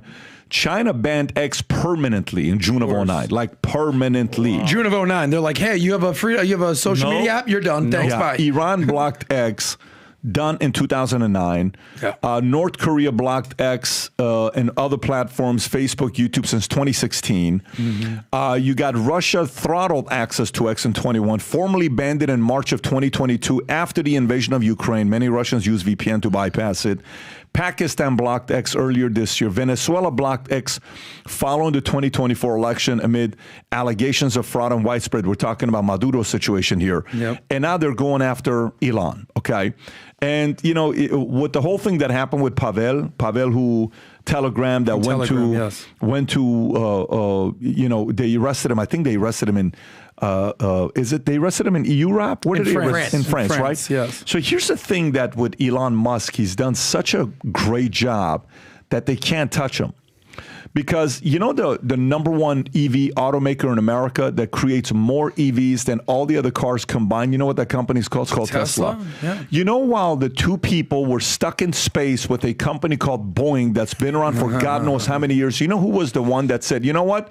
We'll find a way to come and save you guys, and we can't wait till next year because this is the right thing to do. It was a company called SpaceX, ran by a man named Elon Musk, right? Do you know who owns the most battery facilities for EVs that need to get their cars charged? Yeah, Elon Musk. Do you know when Ukraine was going to war against Russia, and everybody was like, Putin's a bad guy and all this other stuff. Do you know how many Starlinks, you know, Elon Musk gave to Ukraine while they're losing? I think it was like $21 million a month. We can find the number. I may be off by a couple of dollars. They said, don't worry about it. Keep it on for Ukraine. Even though Ukraine talks shit to Elon, he still kept it on. So you got human rights with what he's doing. You got climate change, they claim is very important to them. This guy's actually working on it with his cars. You got space. You want to go explore space. He's actually doing it while it costs NASA $2.1 billion to launch a rocket. He does it for $69 million. He knows how to save money. Let me say that one more time, folks. NASA government-funded program tries to launch a rocket. It costs him $2.1 billion, $2 billion. He does it for $69 million. Okay, specifically 69. He could have paid 67, but he paid $2 million more because he likes to pay $69 million for things. $69,000 for his cars. That's because of his sense of humor with that, with 420 and other things. And NASA drops the polluted parts into the ocean. When they're done with them, he brings them back and recycles and recycles and recycles. So do you realize how many different ways this guy is build himself to be the guy that if they do anything to him, the world's going to be affected by it in different ways. Now, you know, does that give him a lot of power? Yes. Do you find out, did Lincoln say, you know, if you really want to find out about someone's character, what do you do? Give him power? Yes. Are people really going to find out what he's really all about long term? Of course. But so far, what has he done to society? He's given you freedom of speech. And Mark Cuban, who loves freedom of speech, decided to do a poll the other day, folks, because of Elon Musk. Mark decides to pose a question in a creative way to get people to side with him, and it backfires. And I'm sure he did not have the best of weekend. You know, he probably didn't give a shit about it. But here's what he decides to. Just go to Twitter, Rob. It's the best way to do it. If you go to Twitter, okay, Mark Cuban decides to run a poll, and I'll read this. Mark Cuban decides to run a poll saying, who would you rather have your child have their character, you know, who would you like to see them duplicate? Would it be more Trump or would it be more Kamala Harris? Okay. Well, the results came back, and here's what the results look like. Wow. 17.5 million views, 804,000 people voted. Whose persona and character would you like to see your young child grow up to have? Kamala Harris or Trump? And this is on his, like, these are his followers. Following. 69% said Trump. Wow. Only 31% said Kamala Harris. Tom, when you saw this, what was your reaction to it? First of all, honestly, what I did is I clicked up there on Cuban because I said, let me make sure this isn't a parody account, that underneath it was like Mark Cuban number 26 or something. You know what I mean? Yeah. Underscore 27. And I'm like, no, this is really Cuban. And I was stunned. I said, boy, I'm wondering if he wishes that he never asked this question, because not only did he get a sharp answer, he got let's use a word here, a landslide answer. 70-30. I mean, and so, like you said, Pat, these are people that are loyal to him. And I know people have haters that follow just to hate on him. I loved it. It's hilarious. You know, had I seen the poll when it was up, that's Rob, how I would have Can we see voted. the comment section? Just go down. Let's just see what the comment section of people are saying. So zoom in a little bit. I think Senator Kennedy can add some valuable insight to this question. Thankfully, an American picked a person. Keep going a little lower. Let's see what other people are saying. Mark Cuban, is that you? He's thinking it's Elon Musk using that account. Are you going to be on the white dudes for Harris call? That's funny. You don't get it, Mark. You're a this is help. Keep going lower. Keep going lower. Let's see what else we got. Hunter Biden or Barron Trump? Wait until Trump wins this poll and you say X is such a right-wing app instead of just reading the effing room. I don't want my kids on their knees to climb the ladder of life. Wow, that was... I wonder what that's about. I don't understand what he was saying there. Me neither. I'm not raising commies. How did Kamala climb the ladder? I'll give you a hint, but keep going lower. So, anyway, so it's risky to go through the chat, see what people are saying. But look, Rob, go back and see what he said after this, because after this, he's a sharp guy. He has to say something after the poll is over with. Does he say anything about it? Zoom in to see if he says anything. Is that it? Hey, Elon. How come there were only 804,000 votes for the poll, but only 656,000 engagements in the analytics? What? Yet 17.5 million people that saw the tweet. He's trying to debunk his own. Go a little lower. Poll. So let's see if Elon responded to that. Go a little lower, Rob. Mark, yes, responding to this poll within X tweets as an engagement for the post analytics. Engagement on X varies. Engagements are people opening the tweet itself, scoring on replies, threads under. Voting on a poll doesn't require a person to engage in a tweet. Okay, go a little lower. And just like that, Mr. Communist is now an election denier. That is Tony perfect. Saruka, are you questioning the results of a free and fair election, Mark? Of course he is. Go above. That's my favorite. 8 That one right million there. followers, and you get ratioed ratio. on every post. Go above it. Go above it, Rob. Let's see what his next tweet is after this. Let's see if he's got another thing that he says. I'm just curious. Go above it, Mark Cuban. He says something like that. Great point. How nice that it would be to get rid of anonymous accounts on Twitter. Okay, keep going up. Let's see what else he says. Who I vote for, one, legit point. My own concern is not with work, however, but with a friend's having been swatted because her boyfriend said she was easier. All right. So anyways, look, I mean, you got to love the free market when somebody tries to go out there and do a poll and the market responds to you in a way that you did. How many followers does he have? What's the number all the way at the top? 8.8 million. 8.8 million. 10% voted. 69% voted for Trump. 31% voted What for. What happened to Mark Cuban, Pat? Like what? From what? Because I know you pay attention to. Like you have your foot. Like you know what's happening. What flips this guy from all the positive that he used to talk about Trump? What happened? How did that brain melt happen when it comes to Donald Trump? Did he do something to him? Did they do business together? I know like the average people that have Trump derangement syndrome, but these people this high that let Trump get to them that much, what is it? What do you think it is? So you know, there's the people that typically win at the highest level are generally some of the most sensitive people. And I know it kind of sounds weird, like, wait, what? Don't they like not give a shit? They're generally some of the most sensitive people. That includes Musk, that includes Trump, that includes a lot of people. So it's not, that includes Michael. It's not, and it's not sensitive in the way that you think of sensitive, because typically you think of sensitive, you think of what? Like kind of, please don't bother me. You know, it's kind of like when girls say, you're so jealous to men. No, men are territorial. Yes. You're my girl. If you want me to treat you as my girl, not one of my 5 girls, this is what comes with that territory. And yes, I'm protective of this. I don't like it when you do da. Oh my God, he's so jealous. Nope, he's territorial. That's how we are. We protect, right? So there's a difference to say jealousy versus territorial, right? Same thing with sensitivity. Sensitivity isn't, you know, oh my God, he hurt my feelings and I can't believe this. And, you know, it's feelings. No, it's Mark Cuban, when Trump was running, started campaigning as if he wanted a job on Trump's campaign and Trump's team, okay? That's what he sounded like. And one time somebody asked him a question about Cuban. I don't know who asked him a question about Mark Cuban, and Trump didn't say anything bad about Mark Cuban. This was early on in 15, 16.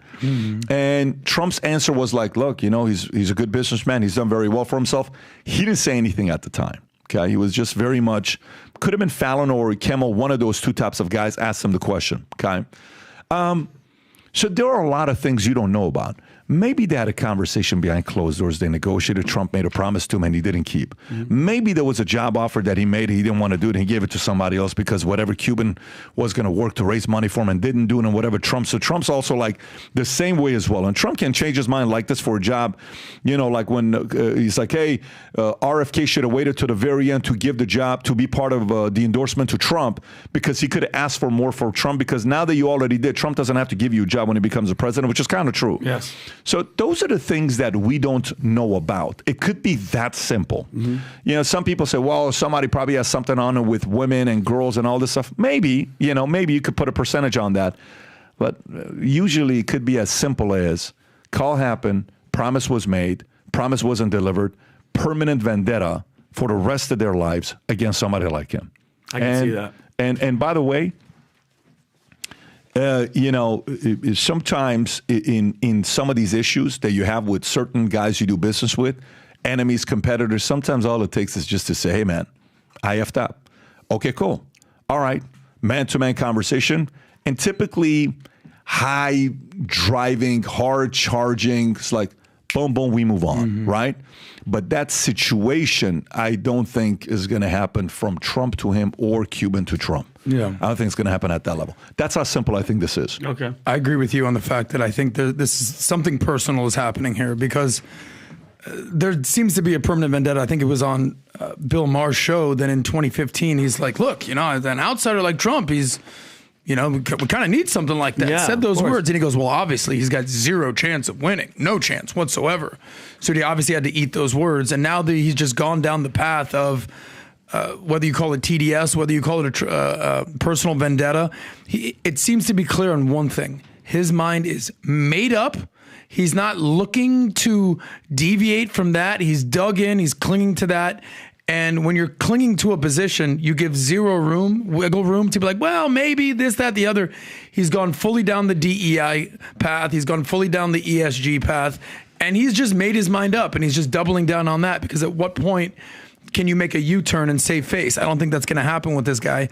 So, and then, I don't know, this might be somewhat controversial. I actually don't put a lot of credence into that specific Twitter poll, because if you look at any poll out there in the world in general, it's all within the margin of error of 2 to 5%, depending on who you ask. So if you have such a wide delta of, what was it, 70-30, whatever it was, 70-30. There's zero polls that show that there's this much, even in the economy. Like, why would the economy be even close, Trump to Kamala? It's still only 10 points, whatever it is. Nuts. So this poll, and then, you know, there are stats out there that show. It's just funny. You're right. Exactly. It's just funny is what it is. Yes. Honestly, that's really all it is. It's more about Mark Cuban recognizing, hey, bro, Twitter is not going to be your friend on this. Yeah. Twitter has gone a little bit more free speech towards the right, and it's not exactly his audience. By the way, just so you know, Trump and Cuban have a lot in common. Yeah. They have a lot in common. But one is winning, the other one's losing. You're right. You're right about that. And one everyone's talking about, and everyone wants to be like you. The other side is like the people that are following Mark's lead are very different types of people. And sometimes, I'm telling you, sometimes you go into a message and you follow the message. You're like, yeah.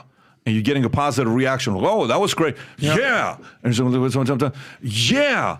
And then you end up in a room full of LGBTQ. You're like, oh, but that's where he's at now. No. You understand what I'm saying? He's like, what am I doing in this room?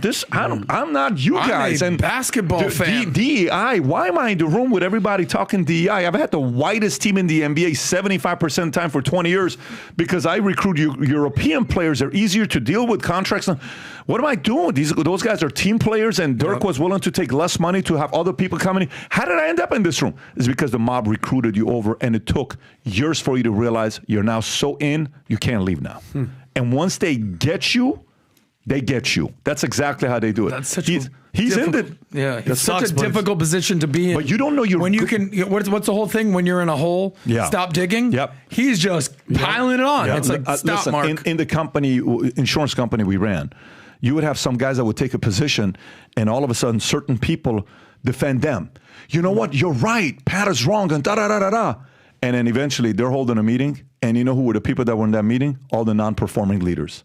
Weird. You know what that meant? Yeah. You are the leader of the non-performing leaders. Yeah, congrats. And all the other people in the other room were all the performing leaders, and that guy is now saying, shit, I'm officially the leader of the non-performing leaders. Man, that must suck. Exactly. That's kind of how this thing works out. Yeah. So let's go to the next story here.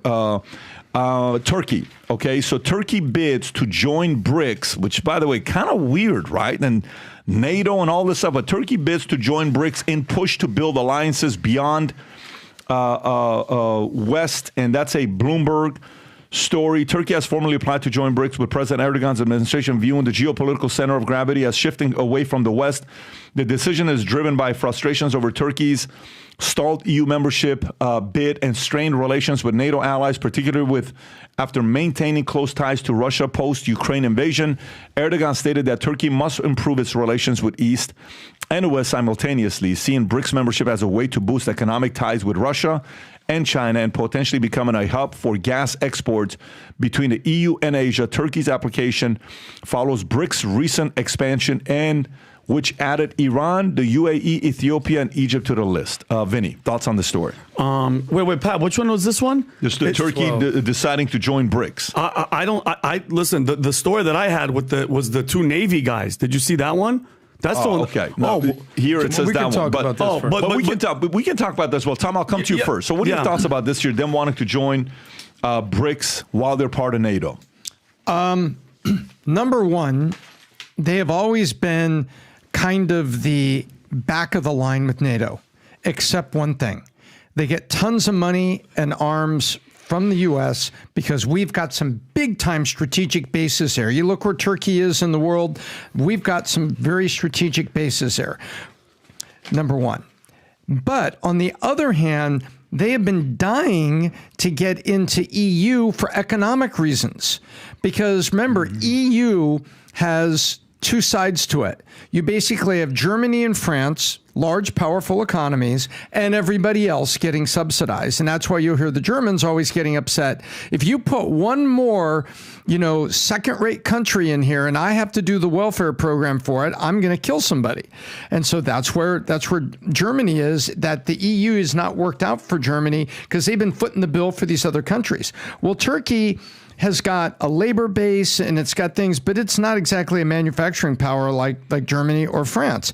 So the people in the EU have been, maybe Turkey, you stay outside the velvet rope. We want to trade with you. We'll have treaties with you, but we're not sure you're going to come in here and get the EU currency and everything that goes with it. And they're sitting there, well, this is really pissing me off. I really, I want some friends. Well, Brazil, Russia, China, India, they are looking around for friends and they've got energy, they have trading partners. And so they're like, all right, I'll still be NATO, but maybe I'm going to go talk to the BRICS people who want to play nice economy games with me. I think it's that simple. And then all the subtext in there about who's got NATO bases, United States, but you still get money from the United States. I think that's what's going on. And it's got everybody thinking, maybe we got to do something on this EU thing because we don't want them walking down the street too much. And so it's kind of a little bit of a pretzel in the middle of this, but it's significant because of where they're located. Look, Turkey is one of the most important regions and arguably countries in the world just because of the way they're positioned and who they are. Culturally, politically, diplomatically, they're called what? The gateway to Europe. So they're the one country, massive country, by the way. I think they have the most powerful military, possibly even economy in the Middle East. They're a major player. Now, if you go to, just look at Ukraine. There's parts of, far eastern Ukraine that identify more with Russia. Then there's the western Ukraine identifies more with Europe. Well, that's amplified even more in Turkey because Turkey, Istanbul, which was formerly Constantinople, a massive, part of the Ottoman Empire. What is that border? That borders what? Bulgaria, Romania. It's Europe. It's Europe. So then you have Ankara, which I believe is the capital. Fact check me. Ankara is more Muslim. It's right next to Syria, which is right next to Armenia and Azerbaijan and everything that on there. Look, the thing with Turkey is, are they a friend? Are they a foe? Are they a partner? Are they an enemy? It really all depends on who you ask and what the issue is. This BRICS situation is not good. You think we need more massive countries aligning against the U.S. dollar and the U.S. hegemony? No. But at the same time, do we need them to defeat terrorism and help with NATO? I think they weren't one of the first countries that joined NATO in 47 or 48. I think they joined in 52. We don't need them. We don't need them cozying up to the Russias of the world or the Chinas of the world or certainly the Irans of the world. The president of Turkey, give me his name again one more time. Erdogan. Erdogan, not exactly a fan of U.S.-Israel diplomatic relations. That's it. Erdogan, he's veering towards the side of authoritarian, it would seem. He's also very pro-Islam. That's his thing. But what I would say is take your alignment and relationships where you can get it and agree on what you can agree upon, because it's never going to be 100% with this country, and respectfully disagree and push back where you need to push back. But this is a country, bottom line, with a lot of ugly past. We know what happened with the Armenian genocide, straight up. It was Joe Biden that I believe recognized it for the first time. Assyrians, I learned that, they were kind of part of that whole situation. Oh, yeah. World War I. Very ugly history, this Ottoman Empire. And then after the Ottoman Empire, how the Middle East sort of got carved up by Britain, France, everything there. They're a major player. They shouldn't be discounted, but proceed with caution with this country. Can you mind, Pat? So, by the way, you nailed it. There are NATO ally, correct? Monday, 2 U.S. service members were attacked in Turkey by a group of anti-American protesters during a violent interaction caught on camera. Rob has it. The man was identified as a serviceman from the USS Wasp. They just docked in Turkey, and the incident occurred in the Turkish port city of Izmir. 5 of his other soldiers had to jump in and say, like, look at this guy. This guy just shopping in the town, and then he gets caught up by some guys from Turkey. Look, has no idea what's... By the way, look, and they're chanting, Yankee go home. Yankee go home. And then that's his other Navy partner coming in to get involved. And it's like, bro, what kind... Like, that is happening in the streets of Turkey to our soldiers. That's absolutely ridiculous. And that's not the first time it happened. In 2014, 3 U.S. Navy soldiers from the USS Ross were attacked by the youth union members, also chanting Yankee go home. Pat, it seems as if the sentiment towards us is not a positive one. And they don't like us. Why are we even going over there? Well, I mean, maybe that's why they're...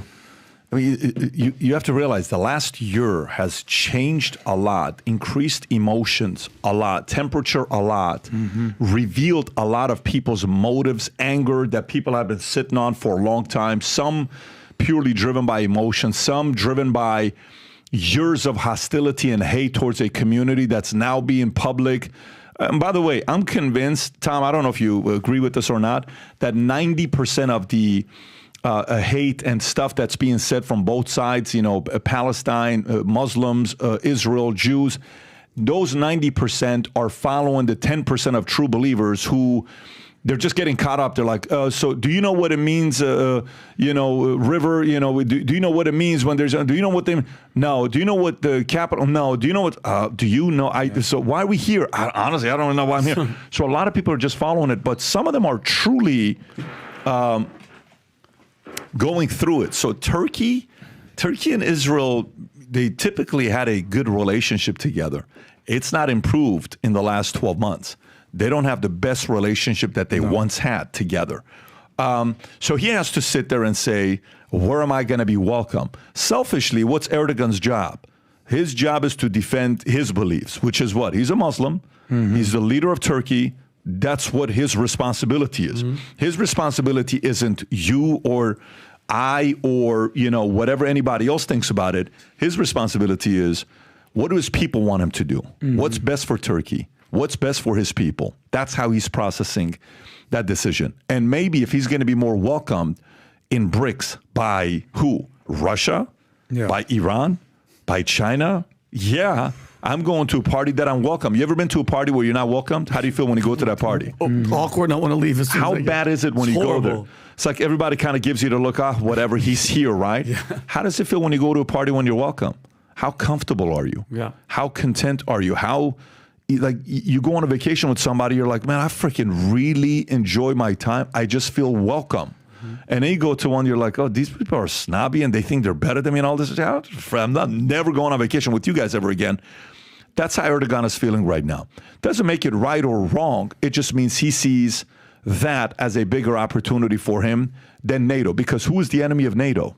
Russia. Why was NATO created? Purely for one country. Okay, it's who? The Soviet Union. So why am I with NATO when the origins of NATO is hate towards Russia, while Russia is actually being a good ally to me?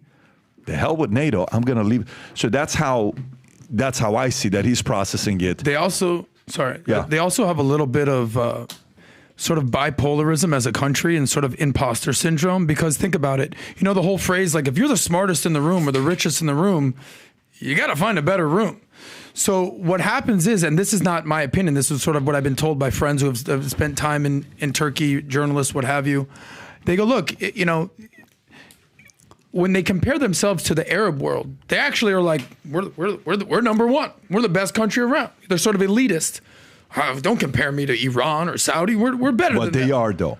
Right? So in their mind. In the Middle East, best military. Yes. Best economy. Of course. So they are saying the truth. There's reason to believe that. Yeah, exactly. But then, so that's when they look east. But when they look west, they're like, oh, there's the UK, there's Germany, there's France. Our GDP doesn't compare to these guys. They're marginalized and they don't feel as powerful. So you're going to have this, you know how, Pat, you do this thing with me sometimes? You can go this way, you can go this way. Yeah. That's literally what Turkey's going through right now. They're being pulled to the east. They're being pulled to the west. Do you want to be the best country in a basket of not so great situations, or the fourth best country in a way better situation in the EU?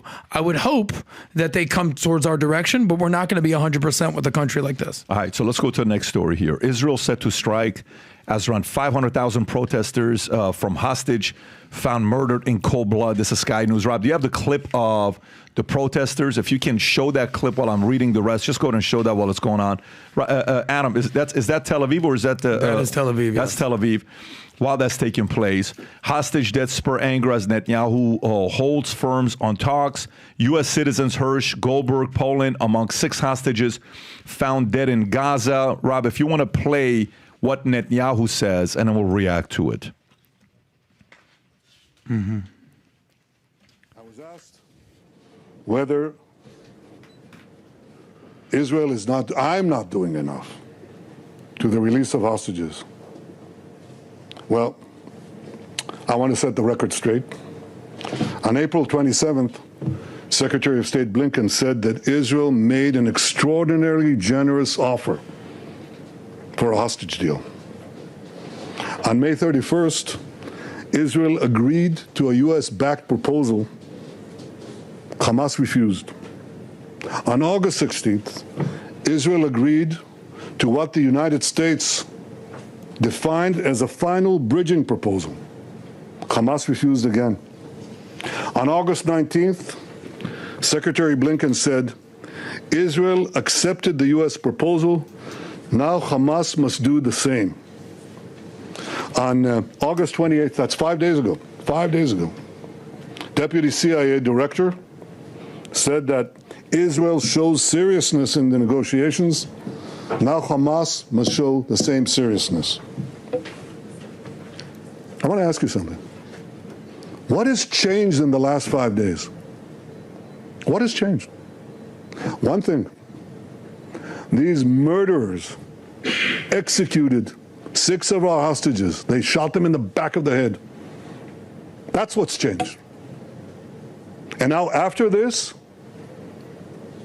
we're asked to show seriousness? We're asked to make concessions?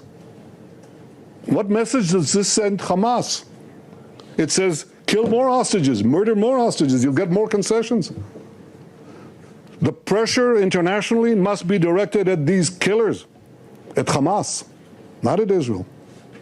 We say yes, they say no all the time, but they also murdered these people. And now we need maximum pressure on Hamas. I don't believe that either President Biden or anyone... Adam, thoughts? Right. Well, he's sort of outlining a time frame of what happened here. So, you know, here's a question that really doesn't really actually come up that often is, what is the general consensus of the citizens of Israel? Think about how often you even hear what they have to say, because you often hear things in uniformity like, well, Israel thinks this, and this is what Israel's doing. So let me pose you a question. What does America want to do in anything? I can guarantee you whatever it is, you're going to get 2 to 3 different opinions. If you talk to a MAGA Trump thing, this is what they believe. If you talk to a progressive leftist, they're going to give you a totally different perspective of what they feel. Hey, how does America feel about abortion? Good luck. You don't think that's contentious? How does America feel about taxes? How does it feel about... So there's no common consensus in Israel. That's one thing that I want to convey to everything. Is there a democracy? You're going to have a bunch of different opinions. They're also a parliamentary in the Knesset. They have a bunch of different cabinets that make up what this is. So there's no uniformity. So what I've been looking for is trends of which way the people of Israel are actually headed, because despite what all the Gays for Gaza and the River to the Sea Brigade, whatever they think is literally almost irrelevant. Literally. What matters the most, though, is what are the people of Israel in this democracy going to vote for? It's almost like, you have these progressives, leftists, whatever, tearing down New York, tearing down D.C. Okay, great.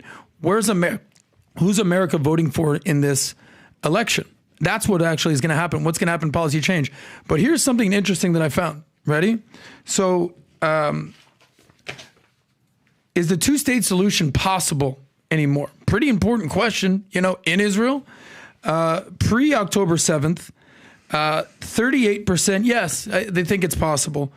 That's down to 30%. Yeah, we can still do that. But disagree went from 30% to 50%. So that's almost double. Like they're like, yeah, we were kind of open to this. Now uniformly, no, we're out. We're not down for this. All right, that's pretty important to know how Israelis feel about this, because that's who they're going to be voting for in their next prime minister, which is up in, I think, October of 2026. How about this?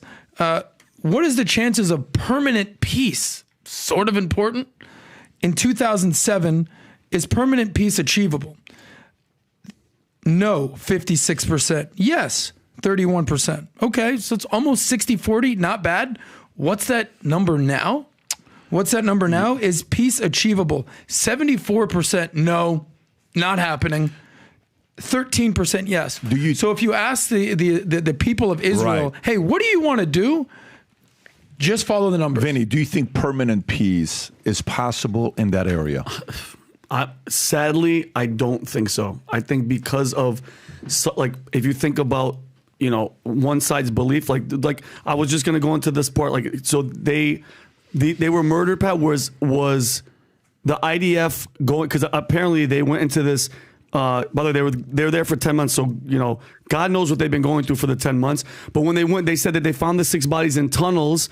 After Adam, was it were they going to get them right then and Basically, there? it was a rescue operation in Got Rafah. you. They told them not to go into Rafah for months and months and months, Yeah. but they knew that they took the hostages. By the way, breaking news, if you didn't know this, Israel puts their hostages at the highest priority imaginable.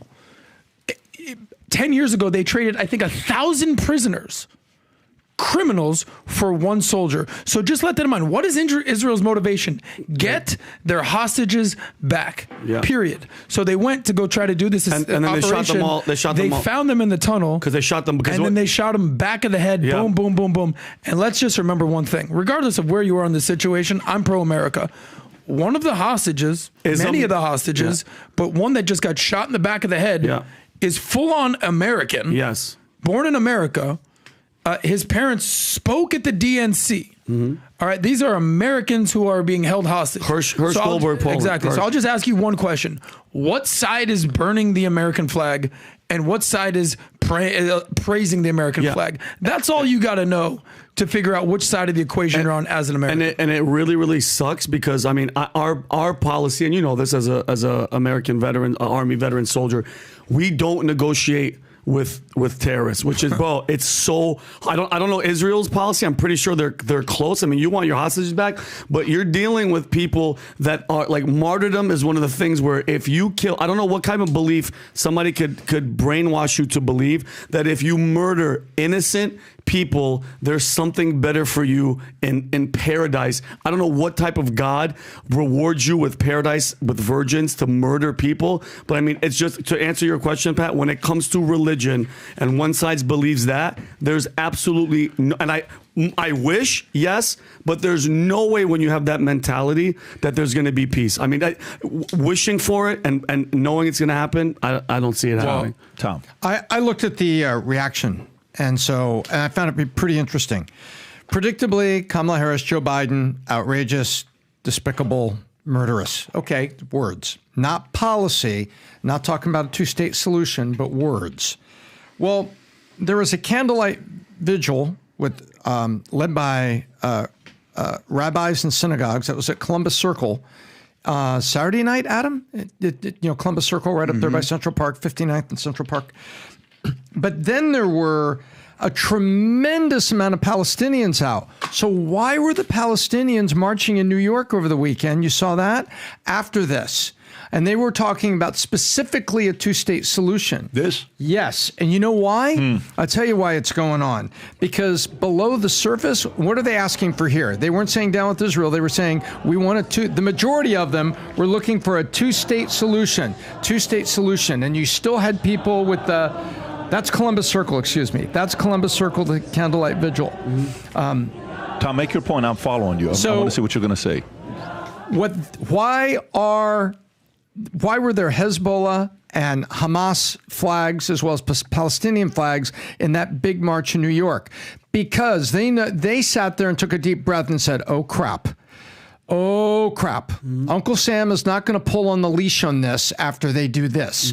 And the ones that were in New York were very, very, very animated about, two-state solution. This is what we want.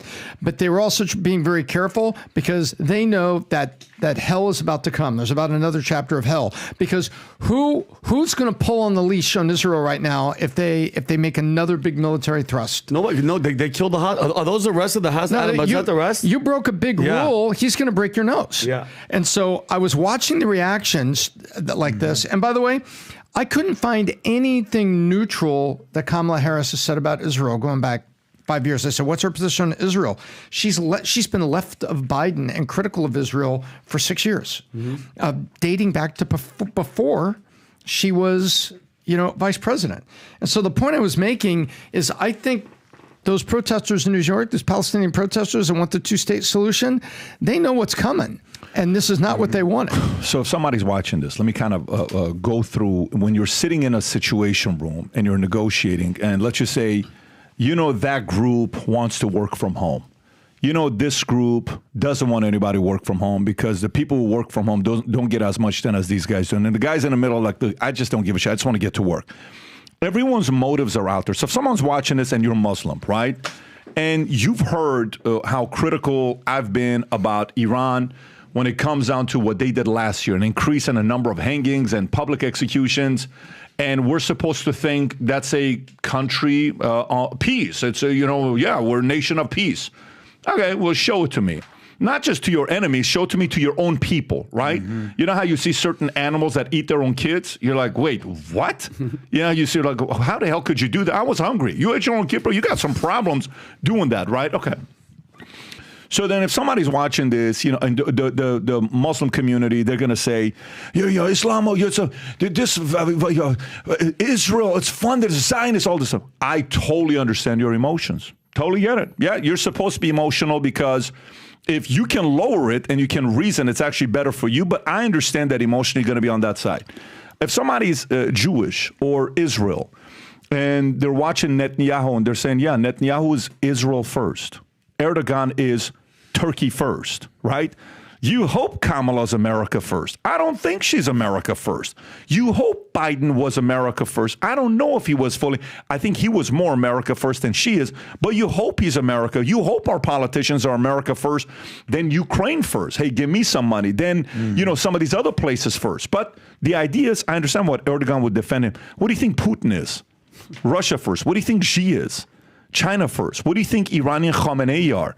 They're their pockets first, then they're Iranian first on how this whole thing. So set those aside. Then there's the community of people who are a little bit like, oh man, can we just move on with this? This is an impact on my school, safety for my kids.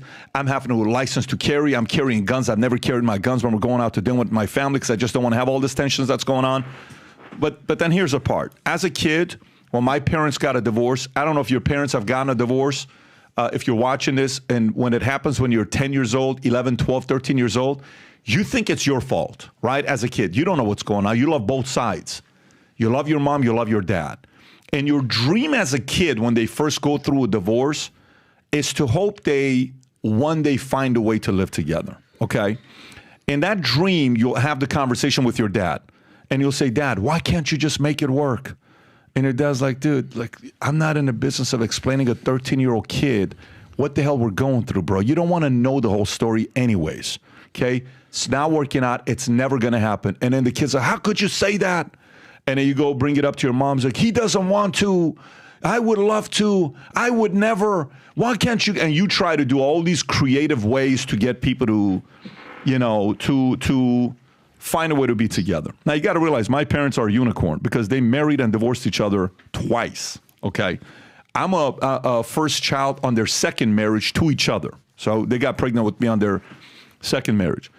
Eventually it got to a point where it was like, look, I don't want you guys to get remarried. Hell no, okay?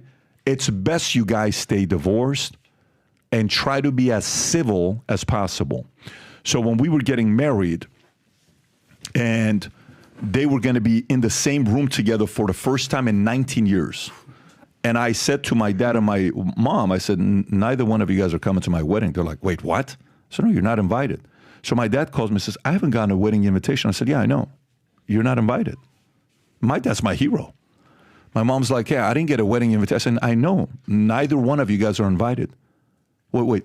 My only son is getting married and I'm not invited? Exactly. Because you're not going to ruin my wedding date for my wife. You're not going to do it. And the first time you guys are going to meet is not going to be there. So then I set up for a week, I'm like, if you guys don't meet together pre-getting married, you're not coming to the wedding. A week later, they both call me, they agree, they come to the house. And you've heard me tell this story before. And they sat down, boom, came to the wedding. Nothing crazy happened, and we moved on, okay? A part of what's going on between these guys, everybody else's job is to try to find a way to have them coexist civil. But if you're thinking, you don't know what they did in the past when they did this to us, but how about the one time when you guys did this to us? But what about that one time when you did this? But what about that video when you saw this video? Show me the video, but how about that video? But how about this video? All you care about is money. All you care about is how about your religion? Where's your peace? And you eventually are like, look, guys, you guys are permanently divorced. Yeah. Unless if a meteor hits us and, half the world population is killed, that eventually Jews, Christians, and Muslims are going to say, can we find a way to unify? Unless if an event like that, apocalyptic type of an event happens, and other aliens from another place show up here, they're not going to get along, okay?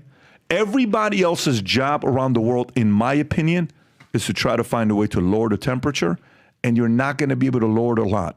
It's like, hey, what can we do to lower the temperature in an outdoor patio in Dubai? Yeah. Can I lower the temperature by 3%? Maybe. You think you're going to bring the temperature from 128 degrees in July to 92 degrees?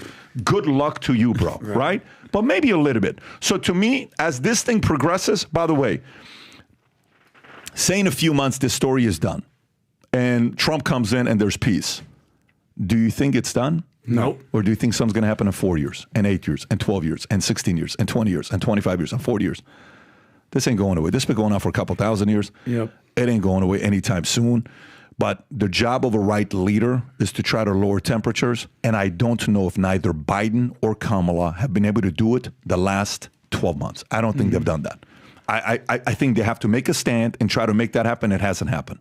I think if Trump comes in and says, listen, not a Muslim, I'm not a Jew, I'm not an Islamophobe, and I don't have problems with Jews. My daughter's married to one, and I've hired a lot of Muslims. We got to get in a room and figure this thing out because you're not going to continue messing up at our country and in the U.S. with all the stuff that's going on in my universities. We're not doing that. Cool? Meeting, boom, I'm coming in, get everybody in the room, we're going to have a conversation. That's what needs to happen. And until that happens, bunch of people are getting involved in a fight that's not the sword that you want to die on. If you're a Muslim, you want to die on a sword of Muslims, totally get it. If you're a Jew, you're Israel, you want to die on that sword, go for it. For everybody else that's gotten caught up in this entire mess, my position is very simple. Where I'm at, everybody has their own independent positions that they can present to the audience. But I think we have to be very careful of getting involved in fights. Like let's just say you're married, you and your wife get into a big fight in front of us. We're doing a double date. Awkward. No, but it happens to me all the time because I'm running. Tom knows what I've done the last. Tom's been in meetings like, Tom, Pat, this is what you do to build an insurance company. I'm like, but you'll sit there and something happens. Okay, boom, boom, boom. So when Jen and I were getting married and I delayed the engagement, one of the reasons why I was like, I'm not ready yet is because I asked one question. Have I told you the story? No. Or no? I said, if we get married, we're married, we get into a big ass fight, who are the 5 people you're calling? Oh yeah, I remember the story. And she gave me the names. I said, okay. I wrote it down. I said, is this person married? No. Is this person this? Yes. Is this person this as well? I said, yeah. If you call these guys and you tell them and bitch about me, who are they going to defend? Me or you? Probably me, meaning they're going to defend her. I said, yeah, we can't make this work yet. She said, what do you mean? I said, if we get into a fight, these are the names of people I'm calling. Every one of them is going to defend you. Dudley's going to defend you. My dad's going to defend you. I'm just going through a list of people. I said, so I'm not even going to bring it up because a part of a marriage feud is it needs to be private between a husband and a wife. Maybe a few people can know, but it needs to be super, super, super private, right? You come to me and you're upset at your wife. I'm going to say, Vinny, good luck finding a perfect wife. Yeah. You got to find a way to make it work. Unless if it's like a massive incident that's like, look, bro, do your thing. I got your back no matter what. But she comes up to him, I'm like, look, man, Vinny's my brother. You got to go to him and make it work. Mm-hmm. But we got to kind of say, hey, you guys are neighbors, bro. Figure this shit out. Mm-hmm. We'll support from the outside, but if you kill one of our American soldiers, now I'm involved. You're not doing that to us at all. But you guys want to go do this, you better kind of calm it down a little bit because you're affecting everybody else around the world. We're not going to tolerate that, but figure your shit out because you're creating havoc for everybody else. I think that type of a situation needs to be had. I don't think they've had it yet. Anyways, I want to go to the next story. 2 more stories before we wrap up because I got about to get a haircut outside and I got a couple other guys here that I need to finish up with. So, Vinny, I'm going to come to you with this one here. So, has not made any effort yet. Gabbard calls out Harris for skipping Arlington, says Trump team was approved to cover. This is a Daily Caller story. Tulsi Gabbard criticized Kamala Harris for skipping the Arlington Cemetery ceremony honoring the 13th service member killed in Afghanistan withdrawal, saying Harris has not made any effort to console the families and didn't even respond to invitations from some of the Gold Star families. Gabbard also pointed out that Harris's recent statement of the support for the military was met with offense by these family. If you have a clip, Rob, you can play this clip. Go for it. Volume, Rob. Clear that the former president was invited in his personal capacity, as you said, by a family of one of the service members who was killed about 2 years ago during the withdrawal from Afghanistan. It was 3 years ago. 3 years ago. 3 years ago Thank to you the day on correcting me. August 26th. Yes, 3 years ago. The question is about the federal law and Arlington's rules that prohibit partisan or political activities at national cemeteries. And the military and also other members of other families who are buried right near there are upset about the campaign filming it and posting the video online. Do you believe that was appropriate? You know, I checked with the campaign on this question, and they have exchanges with the officials at Arlington Cemetery. They were approved to bring a camera there to document this historic and momentous day that should not be forgotten by any American. And to have a former president there and joining these Gold Star families, I know President Trump wanted to share that with others, especially given the fact that President Biden and Harris, I heard, were invited by some of these family members. They not only didn't come, they didn't even respond to that invitation. And now to have Kamala Harris put this statement out yesterday saying that she stands with these families, she stands with the military and with veterans, you only have to look at the response that came from the Gold Star families of these 13 service members of how offended they were by that statement, given she has not made any effort, not on that third anniversary or any other time, to call them directly to offer her condolences and even apologies for their decisions that led to the loss of their loved ones. Do you think that... And it's great. Like, so this all sparks PBD because these families, these Gold Star families that lost their children called the ex-president because they know that guy cares, okay? I remember a couple years ago, and I had cousins messaging me, Pat, who are liberals, that were like, it was overheard that Trump said that soldiers are sons of bitches and blah, blah, blah, blah. And sorry for my language. False story. Every single thing this guy does, they have something to say about it. So these Gold Star families, and the bombing, I think, was at the Abbey Gate, and the 13 soldiers that died in Afghanistan in 2021, which, mind you, those people died because of Joe Biden, Kamala Harris incompetence and their leadership. Period. That was one of the worst military decisions we've ever done. We've armed Al-Qaeda. Al-Qaeda has made a comeback, Tom. I think we spoke about this a couple of months ago. And I'm happy that she made this point. Those families called Trump. They wanted the photos. They wanted it, and he did it out of respect. They called Kamala Harris. They called Joe Biden. You know where Joe Biden was, right? He was at the beach, fondling with his cell phone. Kamala is 4 miles away in her mansion in Washington. She's there. She's right there. No caring You're about. kidding me. No, she was Pat. She was close. She's in Arlington. Is what I want to say 4 miles where Kamala's house is from there. That's Joe Biden hanging out. You know, Secret Service is guarding him at the beach. Probably in Delaware. And just a reminder, and you guys remember this? No, that's guys. No, that's Joe Biden's beach, bro. What's going on here? Time out. I mean, he is watching the border be invaded on vacation. Time out. For a second. By the way, I thought that's secret. So I'm like, why are they running and running? Like that seems. Time out. For a second, you know what I was going to say? They built a wall on the beach for Biden? Rehoboth, Delaware, or El Paso, Texas? Oh, my God. Rob, you pulled up the wrong one. There. This is the one. Oh, my God. Oh, my God. That is so But go ahead. Finish up your okay, thought. they're on vacation. And just a reminder, in 2021, during the dignified transfer ceremony at Dover Air Force Base, Mr. Joe Biden, who the media always protects, remember, he was sitting there, PBD, and he checked his watch. Like as if he had something better to do than be there, like he was late. And then on top of that, NBC is now walking back. Kristen Walker was speaking with Tom Cotton, I believe. Rob, you can find this video. At the end, she said that Kamala attended the dignified transfer of the 13 soldiers that we saw, but they said that it implied Kamala was there. She didn't imply. She lied about it, and Kamala was not there. They actually. Oh, Rob, I sent you the tweet. Do you have the tweet? I sent you on Slack. Keep going up, Robbie. Keep going. There's a photo right there, PBD. They had to walk this back and say, our broadcast this morning, we incorrectly, fake news, that both President Joe Biden and Vice President Harris attended a dignified transfer of 13 American service members killed during the Afghanistan withdrawal. Biden was intended, but Harris was not. It's another example of how biased these people are.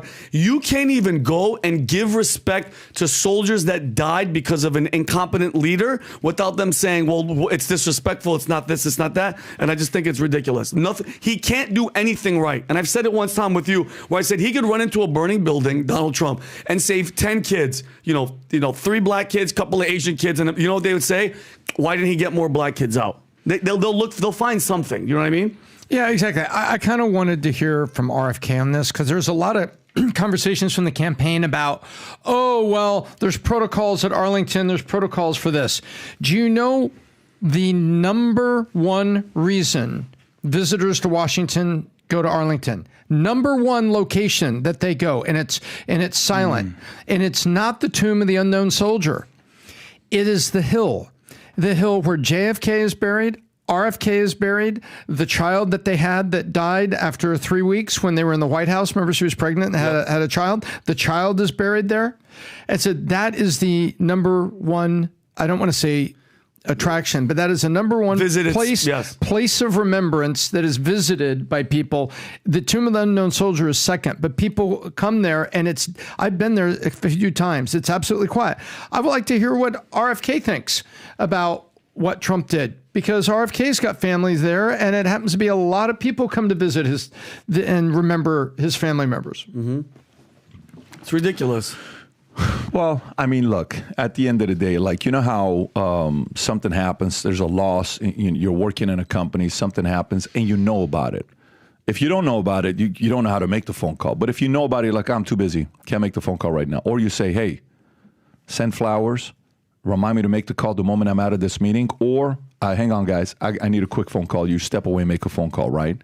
I think leaders find time to do it. I mean, how busy is Kamala Harris right now? Seriously, it's not like she's doing 3 interviews a day. She's doing a 16-minute interview, 16-minute interview, and the other 2 minutes Tim Walz speaking, and her response is, next question. Next question. And she's running Just off airplanes wearing earpods to avoid questions. No, I mean, this has become comedy, but this situation here, what happened, this isn't comedy. And this is why soldiers relate to Trump way more than they do to Kamala or they do to Joe Biden. And there's also it's an embarrassing of a situation because then they try to spun it and they're like, well, they weren't supposed to use cameras. So you're more worried about whether cameras were supposed to use than the fact that your candidate didn't go to visit. So she was the border didn't have a chance to go to the border, but she didn't go to Europe. Now she's this. She didn't have a chance to go to it. How busy is this lady? How many companies does she run? How many employees does she have? How many responsibilities does she have? What does she do throughout the day? Does she work out 9 hours a day? Like, what does she do throughout? I'm actually curious. What does Kamala's day look like? What does the schedule of a Kamala Harris look like on a daily basis? Now, in full campaign mode, we obviously know. But for the past almost 4 years, Pat, what has she done? Like, nobody could, great question. Nobody could tell you what she's done or where she's been. She's just hanging out in Washington. There's nothing. Nobody could tell me one single thing that she has done. And I don't mean accomplishment. You know when you work for a sales company, Tom, and they use Salesforce software? You know what Salesforce allows you to do? Salesforce allows you, like, say you're a manager and you have 200 salespeople that work for you in 14 states they live in. They're not in your office. So the way companies have figured out a way to hold people accountable is you post your appointments throughout the day. What if we don't find out the appointments now, but what if you reveal the appointments you ran and what you did 30 days delayed? What if everybody can find out what the VP does throughout the day? Hey, you work for us. We pay you the salary. Taxpayers pay the salary. Shouldn't we know the schedule that you had in the month of June or July? I think so. I think that's pretty cool for us to know. I think it's a form of accountability. So you're like, you were off today. What the hell did... So even if you see CNBC conversation about this, we had a meeting with this, we had a meeting with that, I don't know what she does for a living. Honestly, I don't. I know we're paying her a good amount of salary, but I don't know what she does throughout the day. Adam? The only thing that I just sort of want to point out is, we have two veterans here, right? Army, Air Force. I think there's just, and this is overall. I thought you were going to go somewhere else. Or a seaman? No, I thought you were going to go like two veterans and a senior citizen. I thought you were going. No, you were about to. Me and Tom have turned a new leaf. Okay, go ahead. Good. Continue. Go ahead. But here's the question: what was the last president to serve in the military? Senior. Who was it? Was it George H.W. Bush? GW? Bush Jr. was in the Navy, right? Yeah. Was he the pilot? I think so. I thought he was Texas National Guard. Texas National Guard, but I think he was a pilot. Yeah. So I think there is National the last Guard one to serve in combat, but he was the last. His father last to serve in combat. You're talking about a guy who was literally jumping out of planes in his 90s. I mean, that's a whole nother level. Yeah. But I feel like as an American, there's just an overall detachment from our servicemen and women, from the general citizenry and the general population. And that's one of the greatest things that I've learned since being at Valuetainment is just salute to our people that are out there serving our country. And I've had the privilege of working and being around Marines and veterans and of all sorts of things. And I think in America, we're so detached from what our servicemen and women are doing out there. It's not even a part of our daily life and existence. So I think there's a trickle-down effect or even a trickle-up effect that what does Kamala Harris know about serving the country? Like, what does she even know? And there's a lot of people who say, well, what does Donald Trump have to know? Fair, I understand that. But there seems to be one party that stands a little bit stronger with the military and hardcore American values. And there's another party that is simply sort of acting as if they do. I wish there wasn't such a disconnect and a sort of detachment from our actual military, especially from the commander-in-chief. That's the thing. You have the president and the commander-in-chief. The president is the chief executive of the country. He's also, or she potentially, is also the commander-in-chief of the armed forces. Of course. And that's super important. Yeah, and you made a great point. If you think of which out of these organizations, these unions, police, firemen, military, you think they lean more Republican or more? Yeah, they're definitely more 100%. Especially when you say stupid stuff like defund the police. Where do you think all those people are headed? But then look, the Democrats are better than marketing because they'll take one comment that Trump said. Yeah, I like my people not captured. Boom, McCain. Yeah. Right? Let's go he to the went last to story. Normandy and he didn't face the right way. Last story before we wrap up. Trump says abortion should be legal for more than 6 weeks. And this is a WSJ story. And then at the same time, he makes a proposal for IVF. Let me read this to you.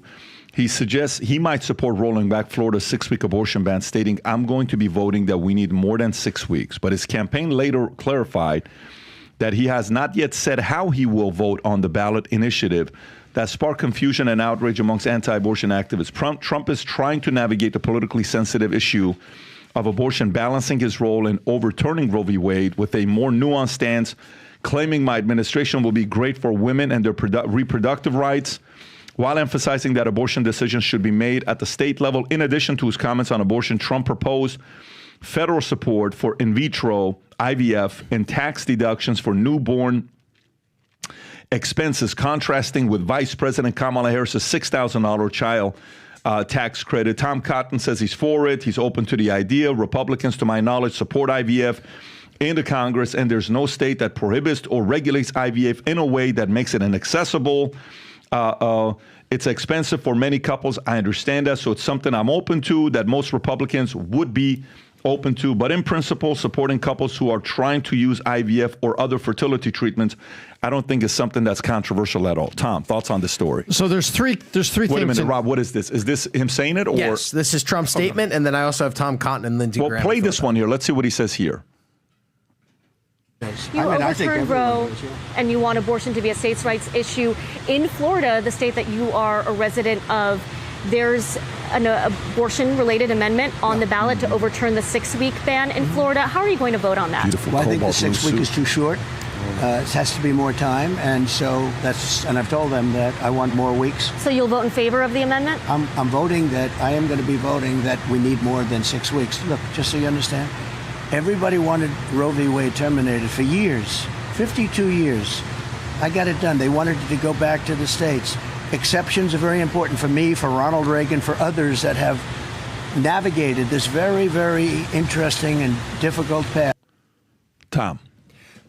So there's three points here. The first point is about the number of weeks. And there's a very delicate détente in the Republican Party and conservatives about 6 weeks.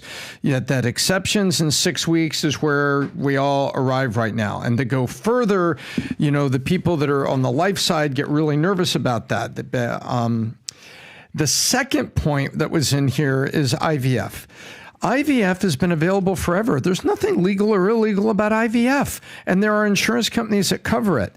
I got very concerned, and a rare day where I agree with Lindsey Graham, where the insurance companies shouldn't be told what they're going to cover and not cover.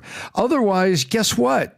California is telling insurance companies what they have to do with assigned risk for cars and the FAIR plan for property insurers. You can't go tell them that it's a mandate. I will select my insurance company, and I may not need a policy with IVF because we're not having kids anymore. I may select a different policy with different coverages, but the insurance company should not be told that IVF, and then hiding in all of this right to life and children and everything. What was missing was that there's this insurance company mandate that I think is wrong. And we already have a number of things that are in the tax code. Congratulations. Is it a boy or a girl? I don't know, but you get another tax deduction, and there's some federal things you can deduct for childcare expenses that have always been in there. So, the IVF mandate is the part that I disagreed with. Okay, I have only one issue with this here. My issue with it is the following. To put IVF for women, period, in the insurance policy and give them the tax benefit, whatever it may be, you're playing a form of a fair act where you're forcing insurance carriers to want to do this. Again, you're forcing cost of insurance to go higher for people that are not going to be using this service. And you're also at the same time making insurance companies looking bad in front of everybody. However, you know what I'll be open to? Only if you're married for a number of years. You know, if somebody marries a legal person, and then they have a certain number of years until they become legal, and you have to live together, and they come and check you out, and they're like, are you guys really together? Yeah, we've been living together for 3 years. So this is not a fake marriage? No. What if you want us to pay for the IVF? Yes, we'll do IVF. Have you guys been married for 3 years minimum? If you've been married together for 3 years, you have the same, what do you call it, electricity bill, gas bill, you're living in the same household, no problem. That's when it activates. Because if you say for women, period, next thing you know, singles are, hey, let's go. Another one of these LBJ bills that came out in 1964 that, hey, the more kids you have, the state's going to pay you for it. No, I think one simple rule needs to be in there. Married for a minimum of 3 years to qualify. If you have it, game. If you don't, I'm not for it. I'm with you. Otherwise, you have that unintended consequence of intentionally having kids. And now you have a welfare mama that can't have kids very easily. So she gets IVF so she can make the extra check. No. That's hurting because kids need fathers and mothers, and we're just hurting the chances. I like your idea. Quick thoughts. We're going to wrap up because I got 2 minutes. I'll just be super quick. Abortion is one of the 2 or 3 issues that's going to decide this election, straight up. The economy, we all know what's going on the border, and a lot of people say, especially women, that abortion is number 1 or 2 on their list. We all saw the one girl who was struggling to figure out what's more important to America, democracy or access to abortion, and she's like, it's a tough one, but I think I'm going to go with abortion on this one. Okay, so that's how important of an emotional decision it is for women, and I understand that. The problem is for Trump, this is a no-win situation for Trump. You know, he's up 10 points with men. He's down 12 points with women. He's looking to put a Band-Aid on this situation to genuinely try to reach out to women and try to be more pro-women. You're not going to be more pro-woman than a woman. It's just, you're not going to do it. Sorry. As much as she's just a unqualified candidate in my mind, she's going to have that female vote. You're not really. So she's never had a kid. She's a stepmother to 2 kids. I'm not here to defend Kamala at all. She's never had a kid. Sure. So a mother, you know, if you're going to play that card, you have to also know what it is to have a kid. I don't think, I fully agree with you. I don't think there's, what percentage of women are out there that are thinking about the abortion that say, well, did Kamala have a kid or not? I think they just care about their own situation. I think a small percentage do. Okay. I'm not going to disagree with you, but the point is, Trump is sort of damned if he does, damned if he do. He's right. I actually genuinely don't think he's on the same page with DeSantis on 6 weeks. His hardcore base, the evangelical Christians, they want nothing. They would love to see a nationwide abortion ban. I don't think he's there. You know, he's all over the map. And if you're explaining, you're losing. Dude, focus on the economy, focus on the border, focus on communist comrade Kamala. Stay away from this abortion thing. It ain't helping your cause, DJT. Yeah, I think he is flirting with a creative idea. If he puts the idea in there for marry 3 years, I think he's flirting with a creative idea. And I think he has to find a way, maybe for him not to say it, but for his team to talk about the fact that how can she relate to? There's one thing both Trump and Kamala have in common. Even though he's a man, she's a female. Neither one of them have ever given birth to a child. Yeah. Period. I think that's the one thing that they have in common. He does need, and J.D. Vance isn't the answer, a female person. I saw our friend Alina Habba out there on the stumping on the trail. A mother, a tough son of a gun mother who loves America. Get out there and sort of be a Kellyanne Conway, if you will, to get out there. Because if Trump is talking about abortion, I don't think that's going to resonate with the ladies. Totally agree. All right. Well, gang, listen. If Adam persuaded you guys to go try IVF, that was his method of doing it. His sponsors is a link below if you guys do want to go to the hospital he goes to. Nice. But next September 10th, Rob, is this Tuesday or Wednesday? Next Tuesday, a week from today. Next Tuesday at our comedy club. We're going to watch the debate together. If you were there last time, we had a blast. We're only inviting 50 people because our staff always gets upset when they don't get the seats. But we do have space for 50 of you. First come, first serve. If you want to be with us next Tuesday, come on down. This is typically the best opportunity for us to sit there and have fun, talk a lot of different things. And also in the back, a lot of business gets done in that cigar lounge in the back. So go to that QR code, go to 5990live.com, get registered. We'll see you guys next week. And we will not be doing another podcast this week. However, Thursday, the interview with Randall Carlson. We talked about Freemasons. We talked about a lot of weird things with Randall Carlson. That podcast will be going live on Thursday. God bless everybody. We'll do it again next week. Take care. Bye-bye. Bye-bye.